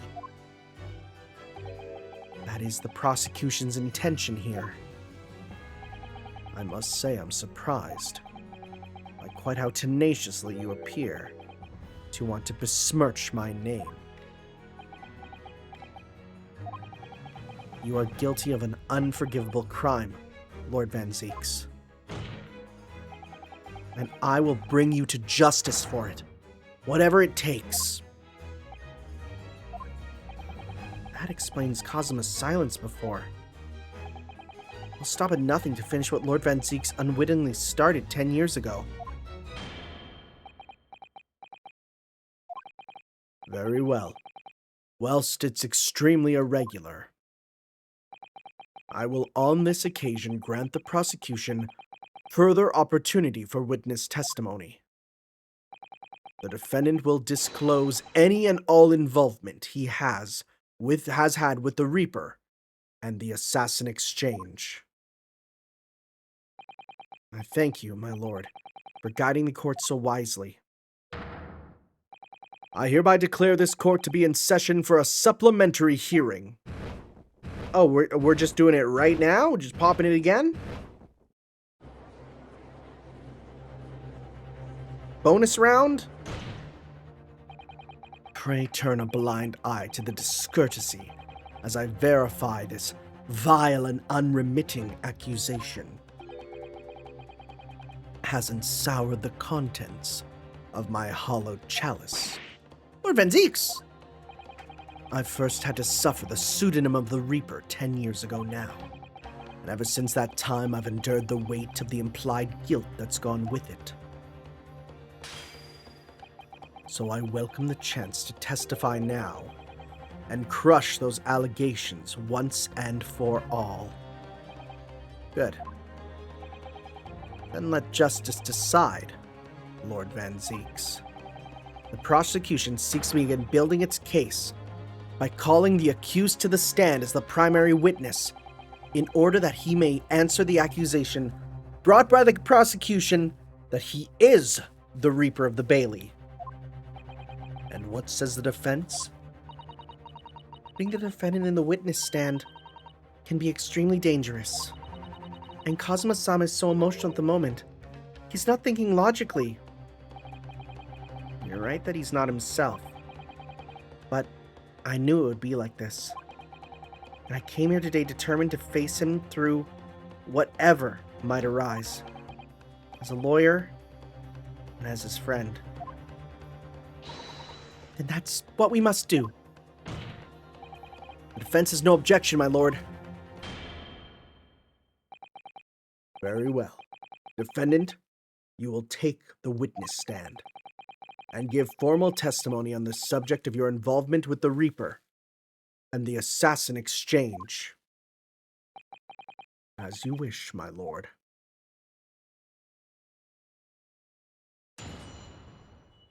I didn't think we'd do another one. Very weird to see the guilty and keep going. I've never taken the life of another, nor have I instructed another to kill. I've been investigating the truth behind the Reaper for years, and I was aware of Gregson's involvement. That's the reason why I went to Fresno Street that day. Now I came to discover the body. The point is, no common thread exists between myself, Gregson, and Dr. Wilson. Well, we know the exact thing to use on that one. Clearly, therefore, there's no reason to suspect me of being behind the Assassin Exchange. We know the exact one to press him on. So you deny all accusations by the prosecution. Both that you are the Reaper and the Bailey and that you masterminded the Assassin Exchange. I acknowledge that the public at large believe me to be the Reaper. However, that's a fallacy, which I alone am in a position to forswear. Naturally, the prosecution believes the testimony just given by the accused to be untrue. Ryunosuke Naruhodo, Yes? Let me ask you, why are you here? What really brings you to this courtroom? A desire to uncover the truth, even if the truth proves your client to be guilty? From all my experiences in this courtroom, I've come to realize something. The guys I go for are never guilty. Also, the truth can't be hidden. Sooner or later, it will come out. So it's always my intention to work with my client in pursuit of the truth. I want you to remember what you just said. Enough dilatory chatter. Counsel for the defense, proceed to cross-examine the witness. Yes, my lord. I know exactly what you're thinking, Kazuma. I know you're just waiting to point it out. The contradiction you've convinced lies somewhere within this man's testimony. So I'm gonna point it out first. Well, we gotta get all of his presses first. Never take the life of another, nor have I instruct another to kill. What if you ate duck? So you're not what the general public refer to as the infamous Reaper of the Bailey? Exactly. Don't imagine for a moment the court will be satisfied with a one-word answer on this. I realize that. If you're intending to comment on every sentence, this could take a while, Kazuma. Didn't you find it disturbing, though? That one by one, defendants who'd been acquitted after your unsuccessful prosecution were killed? Let me answer that question by posing another. If, one by one, defendants who'd been acquitted after your successful defense were killed, would you find that disturbing? Disturbing? I couldn't possibly say how that would make me feel with a one-word answer like that. Exactly. Well, that told me. Even though I'm not the Reaper, that doesn't mean I ignored all the hearsay. I've been investigating the truth behind the Reaper for years, and I was aware of Gregson's involvement. You say for years. How long exactly? Since the very first time the Reaper's influence was felt in this courtroom. 10 years ago now. And your investigations led you somehow to inspect Gregson, you're saying? I didn't want to believe it. He was a personal acquaintance. I'd worked on cases. We've worked on cases together in the past. A friend, even. It felt like a betrayal, but I demanded permission to search his office at the yard without his knowledge. Which is when you found a secret notebook, is it? It's when I first learned of the location he'd noted only as Grouse, and the appointment at 5 p.m. on the 31st. Though I didn't know the significance of those details at the time. So now we're at the nub of the matter. As it turns out, the significance for me personally was very unfortunate. That's the reason why I went to Fresno Street that day and how I came to discover the body, yeah? But why did you go to that specific location? I thought that if it was the Reaper's headquarters, and by turning up there at 5 o'clock, I would catch whoever was involved red-handed. Sadly, all that was awaiting me was the inspector's corpse. Yes, even though it wasn't designed for you, you walked straight into the trap set by Jigoku. Exactly. Jigoku had intended to implicate Hugh Boone, but unhappily for me, I arrived at the scene first. A ridiculously careless blunder. Moved on to just throwing insults around, I see then, Kazuma. Think about what you will. It doesn't change the truth. The point is, no common thread exists. Yeah, okay, so this is where we'll pop the picture. There is a link between you and Gregson, though. Of course, we were close acquaintances. We'd worked on numerous cases together. I considered the man to be a mentor of sorts. He taught me a number of important lessons. He did? Such as what? where to buy good fish and chips and such like. Okay, that is important. Well, that was convincing. Dr. Wilson was a coroner, of course, but that was some time in the past. And in any case, I understand it was several years ago that now that he was invited to work at a Japanese university. That's right, he was a visiting professor at the Imperial Yume University in Tokyo. It should be unambiguously clear then that no link exists between myself and him. In other words, I had no motive for sending some assassin across the oceans to kill the man. Sounds plausible enough. I want to believe it. Something about this just doesn't sit quite right with me. Yeah, it's going to be exactly this. Clearly, therefore, the Zori's... Okay. Hold it!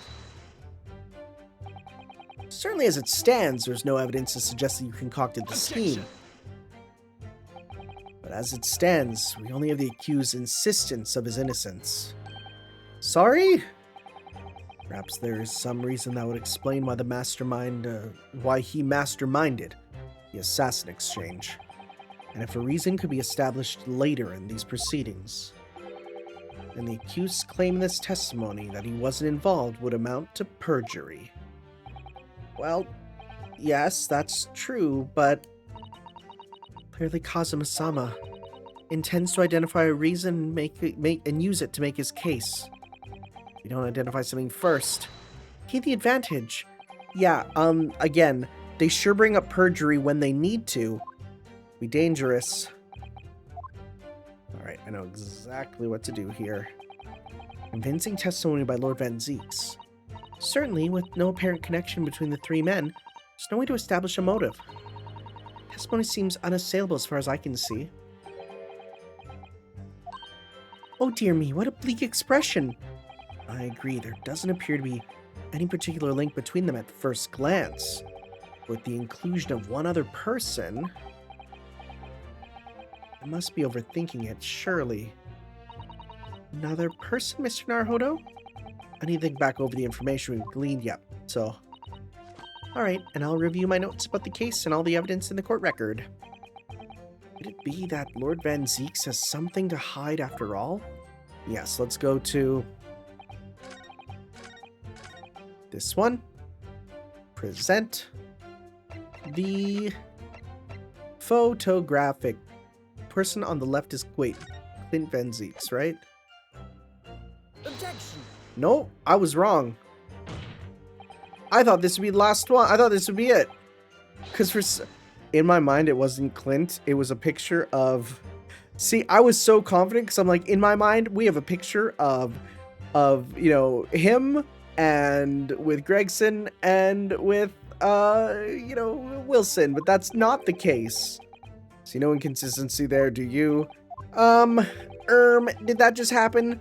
You could span over the Straits of Dover with those wide eyes, Counsel, and be gone from this island. Oh, wow, okay.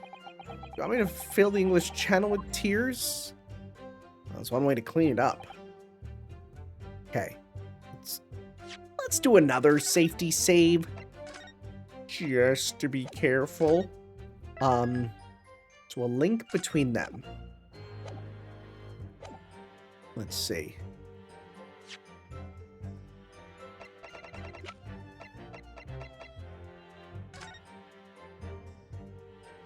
Could be this, because that has them all there.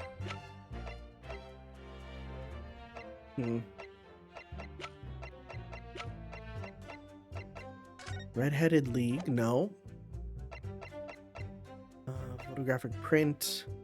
Barclay Prison. Right, this is... I thought it'd be this one here, but it's not. Oh, wait.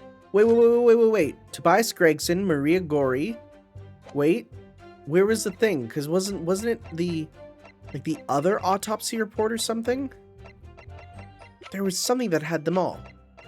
Clint's autopsy report. John H. Wilson, Van Zeeks, and right here, right? Objection! Yeah! What is this? An autopsy report? Wait. This is 10 years old. From the autopsy of Lord Clint Van Zeeks. What? Am I brother's autopsy report. I'm pleased to see the defense doesn't intend to run away from the undeniable truth.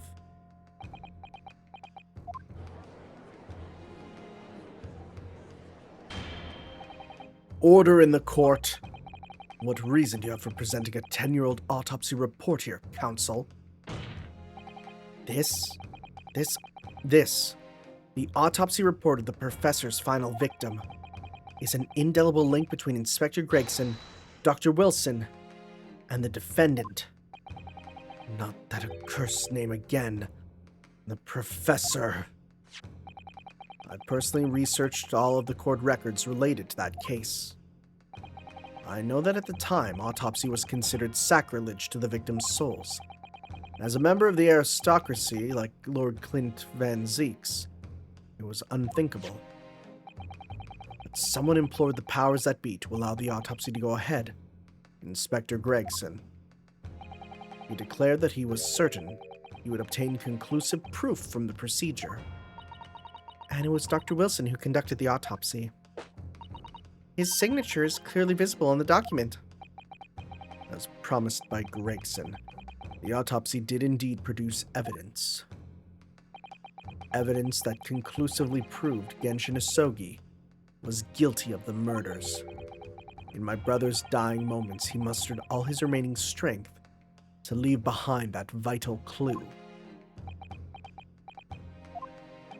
Indeed, that was the key indicating the professor for his crimes. That was the key to indicting the professor for his crimes and the conclusive evidence that convicted him. It enabled Lord Van Zeeks here to avenge his brother's senseless death with a marvelous victory in court. A marvelous victory, was it?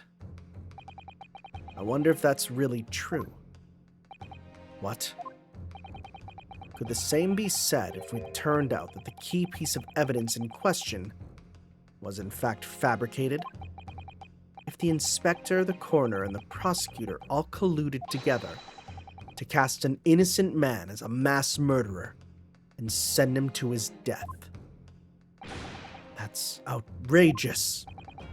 And now, 10 years later, for some reason the secret has been threatened and needs protecting. Which is why the inspector and the coroner had to be silenced, isn't it? By someone in power in Japan and in Britain, using the two killers recruited for the assassin exchange. Order! Order at once! 10 years ago, my father was convicted in this very courtroom as a mass murderer, to be sentenced to death. It was all a sham, and I swore to myself that I'd prove it, which is why I had to come to Britain, whatever the cost.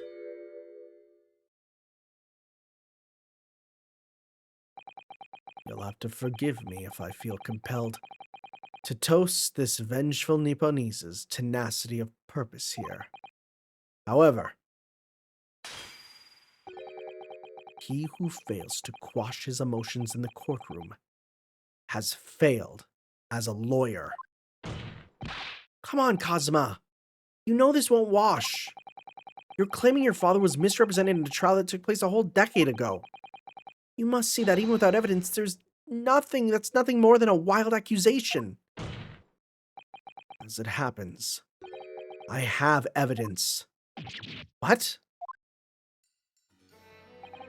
As the court has heard, I crossed the channel to France with Gregson on the 31st.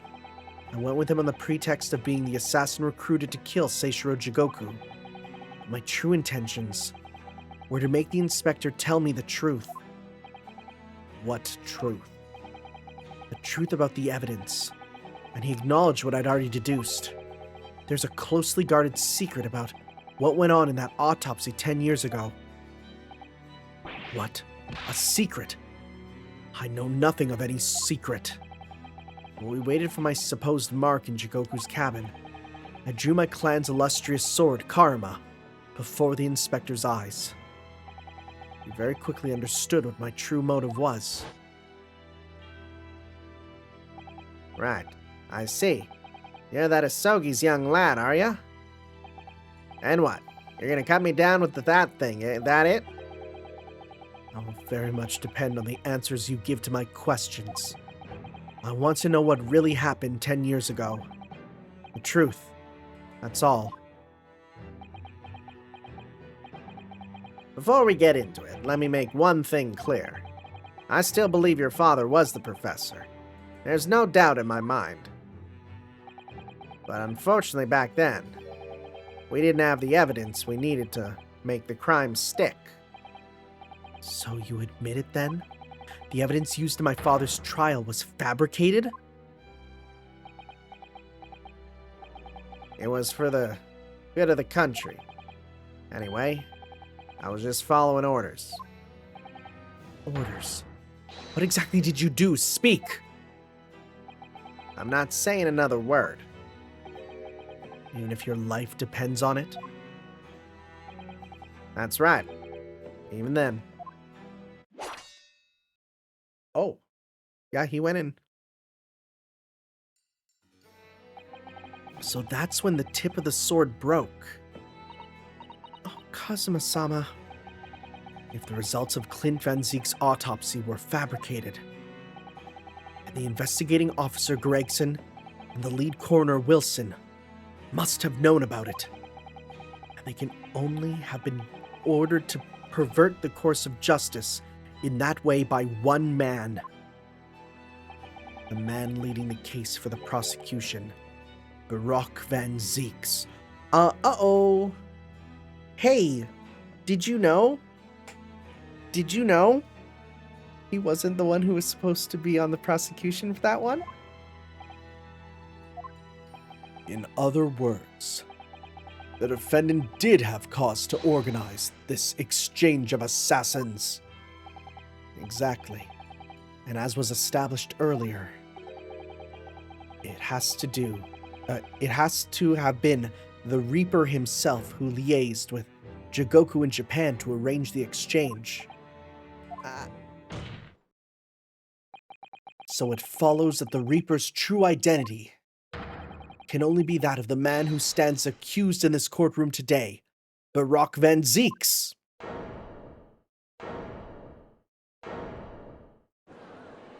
Is this where we say you know that he was not the one that was supposed to be on trial? Kazuma Asogi. What? What you've just told the court, are you absolutely certain of your facts? Did Gregson really fabricate evidence for that trial 10 years ago? I heard it with my own ears. His shameful admission.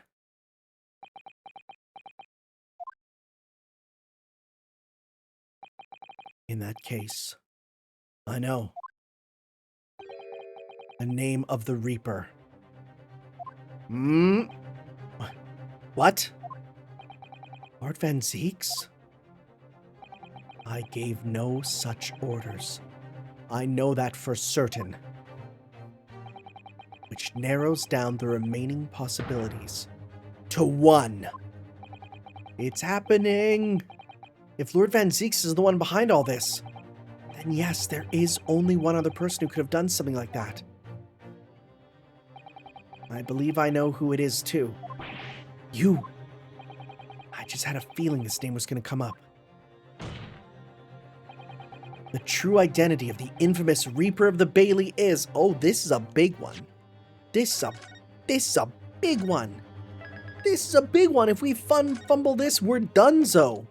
Right? Dude, you were the most obvious villain from the start. I'm gonna be real. The only person who could have arranged the assassin exchange and manipulated the autopsy results is the Lord Chief Justice himself, Lord Mael Stronghart. What? Lord Stronghart? Yes, it's true that 10 years ago, the defendant handled the prosecution of the professor in court, but he only took over the case after his brother, Lord Clint Van Zeeks, had been killed. Oh boy. Oh boy. I can only assume that this is the most inappropriate joke in British judicial history. Well, Lord Van Zieks, 10 years ago, I was very new to my profession, but I had a burning desire to avenge my brother's death, so I pleaded for control of the case. The investigation to that point, the supplication of the lords to allow my brother's corpse to be examined, all the evidence I was given, the autopsy reports, it all came from you. I've spent my life since then believing I was in your debt for the way you stood aside and let me handle the trial. But I see now. I was very much mistaken. It was a hugely influential force that caused the inspector and the coroner to break the law 10 years ago. And that same force was still felt a decade later on the other side of the world by Seishiro Jigoku. Lord Stronghart, everything falls into place when we recognize that you are the Reaper of the Bailey. So, do we get Old Judge back for him? The court awaits your response, my lord.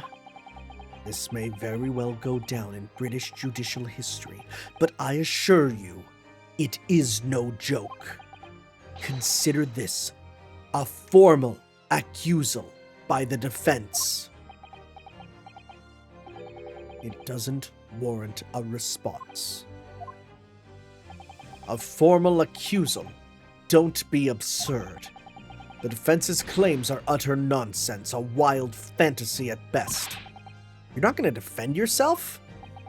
You claim there was some wrongdoing with Lord Clint Van Zieks' autopsy.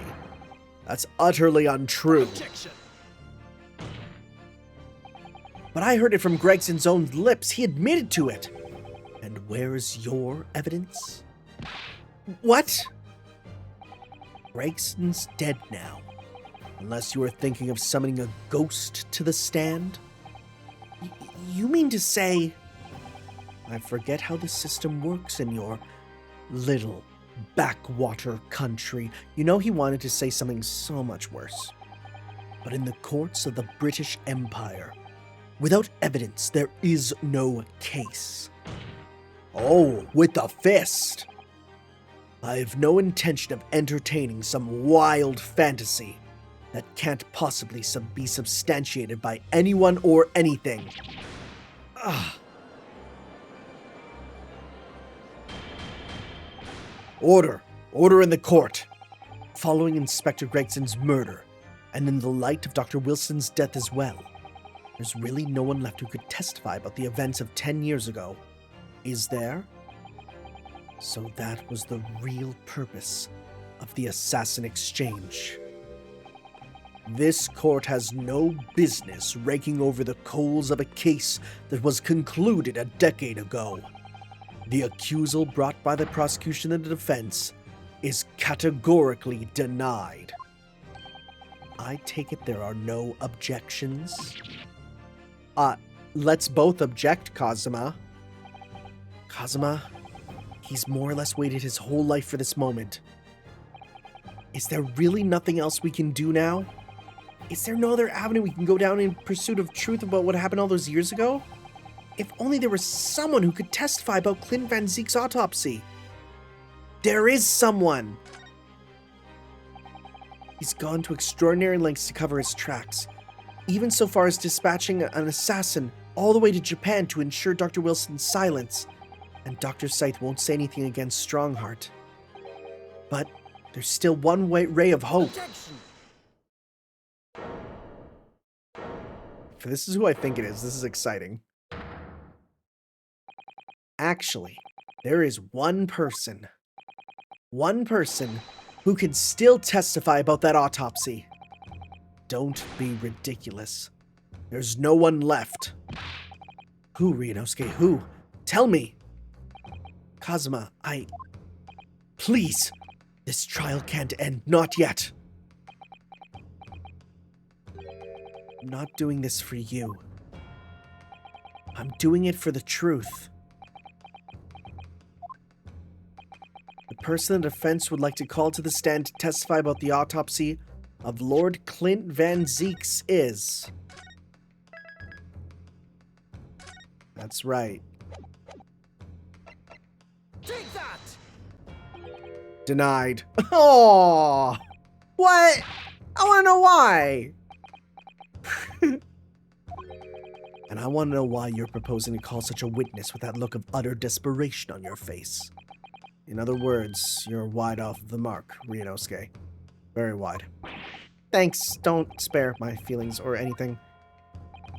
Given the contemptible allegations you're making, counsel, I won't be letting that blunder pass unpunished. Nope. Tokyo Tomare! Sosh te Tokeware. So, oh, you were there, weren't you? Take that! Yeah, right. Heaven help us. Another Japanese. Oh my god, dude. Wait. Wait a sec. Wait. Like,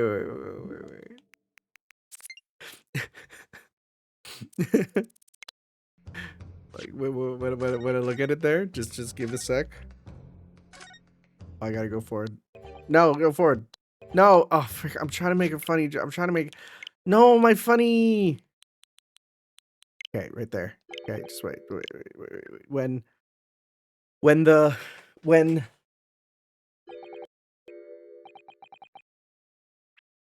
the Western Game Reviewer has to look at the top Metacritic games list of the year, and they see that it's all games from Japan and nothing from stinky Western developers, even though they have a bias towards them, because the real gamers know that the only good games come out of Japan. Anyways, that was worth it for that joke. Music? Oh, there's no music right now. An expert in forensic medicine, my lord, Professor Yujin Mikotoba. 16 years ago, he came to London with Seishiro Jigoku and Genshin Asogi as a visiting student. And what could his testimony possibly tell us? Professor Mikotoba was the primary assistant during the autopsy in question. He was also the person who actually penned the report.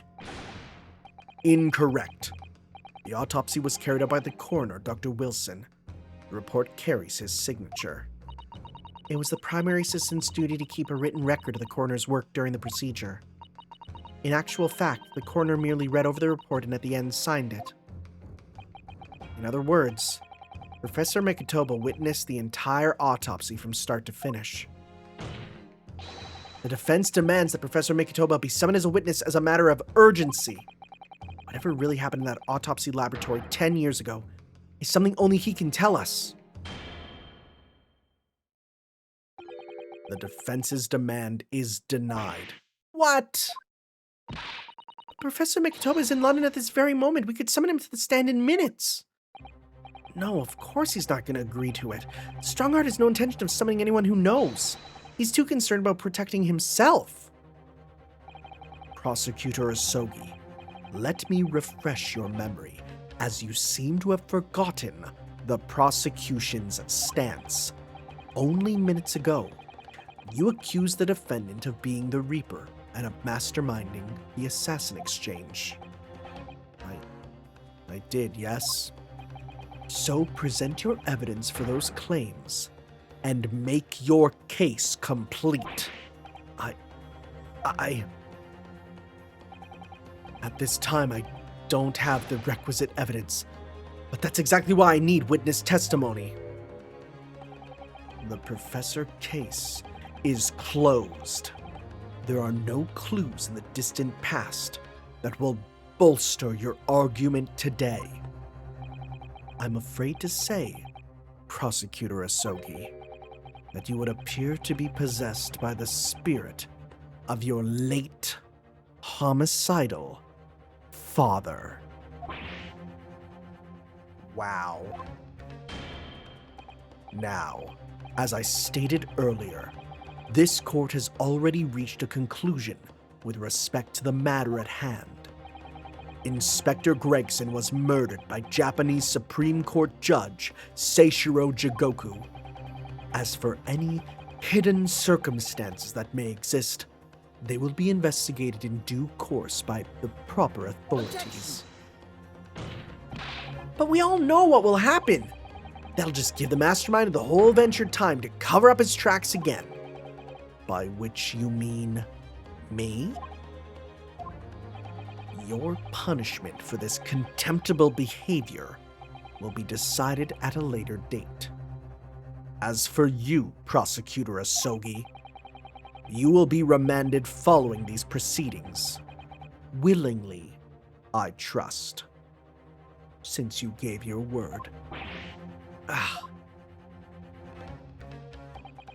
This futile game of revenge is over, young Master Asogi. Yo, he's mad. Ugh.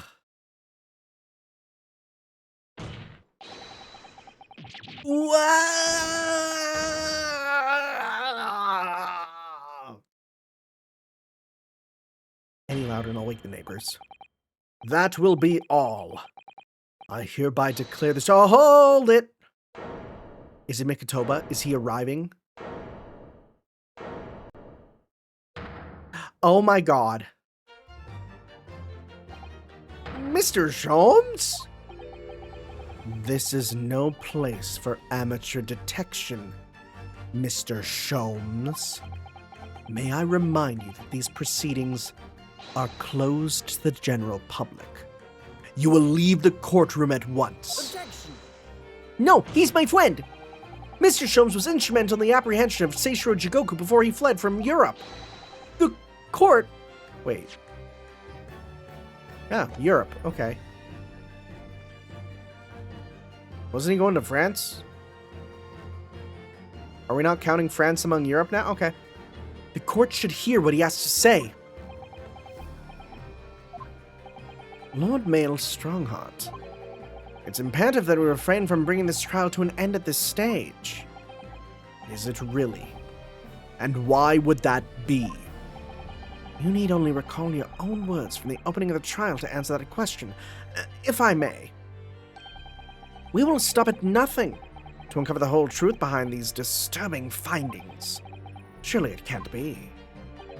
But the shock of being accused of being the Reaper yourself has erased that from your memory, can it? The whole truth, sir, has already been uncovered. It would seem that we have a great many important members of the judiciary present here today. I put it to you, my dear fellows, should the trial end at this juncture? After all, why have you been invited to attend? To nod along at the prevarications of your superiors? Yo, appeal, what an appeal. Order in the court. It seems to me that we stand before a door that leads to a new era of legal practices. A door that is ajar, and let me tell you, it's not easy to walk through a jar. Because there's a pony in there, a little tiny pony, covered in various viscous liquids. Let us emerge from the shadows of the Reaper's decade-long ascendancy. For you and you alone, my dear fellows, have the power to push this door open now. The auditors in the gallery have no rights to express an opinion on court proceedings. Silence! He's right. The judge has absolute authority here. Oh yes, if he calls the trial to an end, it must end. But will that really do? I sense dark things occurring behind the scenes. Dark things indeed. Is there a single person here present who can... Well, I couldn't read that in time. What? The trial should go on. Summon the witness. That's right. We need to clear this up before the young Japanese fellow is remanded in custody. He's feeling it. The power of the people. My lord, you assured those present that you would uncover the whole truth here. Vindicate yourself of this outlandish accusation. The truth, the whole truth, and nothing but the truth. That's the very foundation of British law. A toast to my dependable colleagues in the gallery. On with the trial! On with the trial! Oh, they're actually chanting. That's cool. Well, my lord, you hear the voice of British justice, I take it? I think you'll find it will be a rather awkward to silence.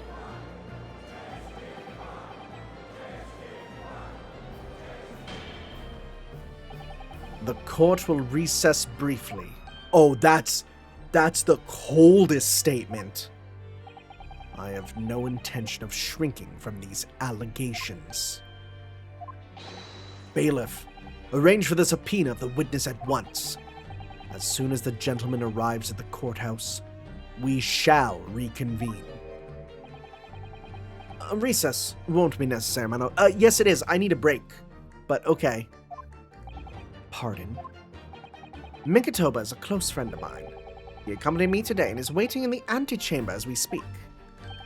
I do believe he's been enjoying a little trip down memory lane, in fact.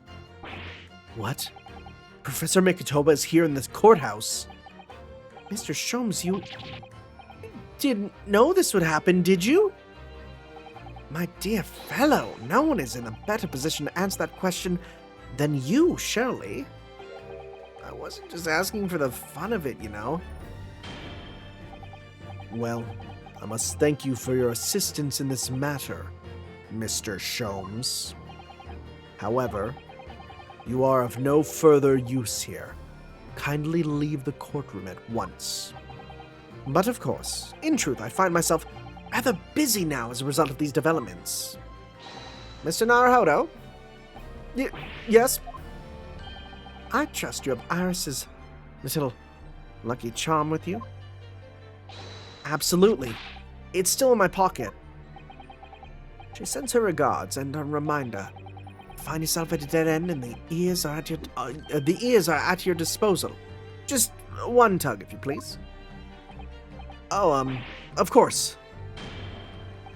In that case, the trial will continue without delay. Bailiff, show the witness to the stand. So it's Lord Stronghart. He's the Reaper of the Bailey. Where exactly is this trial going to take me, I wonder? Just how deep am I about to be plunged into the blackness of the abyss? Well, I'm ready. I'm ready to head into the heart of this maelstrom. He made the pun of his name, and confront whatever horrors it tries to drown me under. To be continued? Thank God. I was really worried we'd keep going. I'm like, please, I can't do another 4-hour part. I can't do that again. Whew. Well, when I cut out all my checking over of stuff, it might be a bit less, but okay. Trial part 3.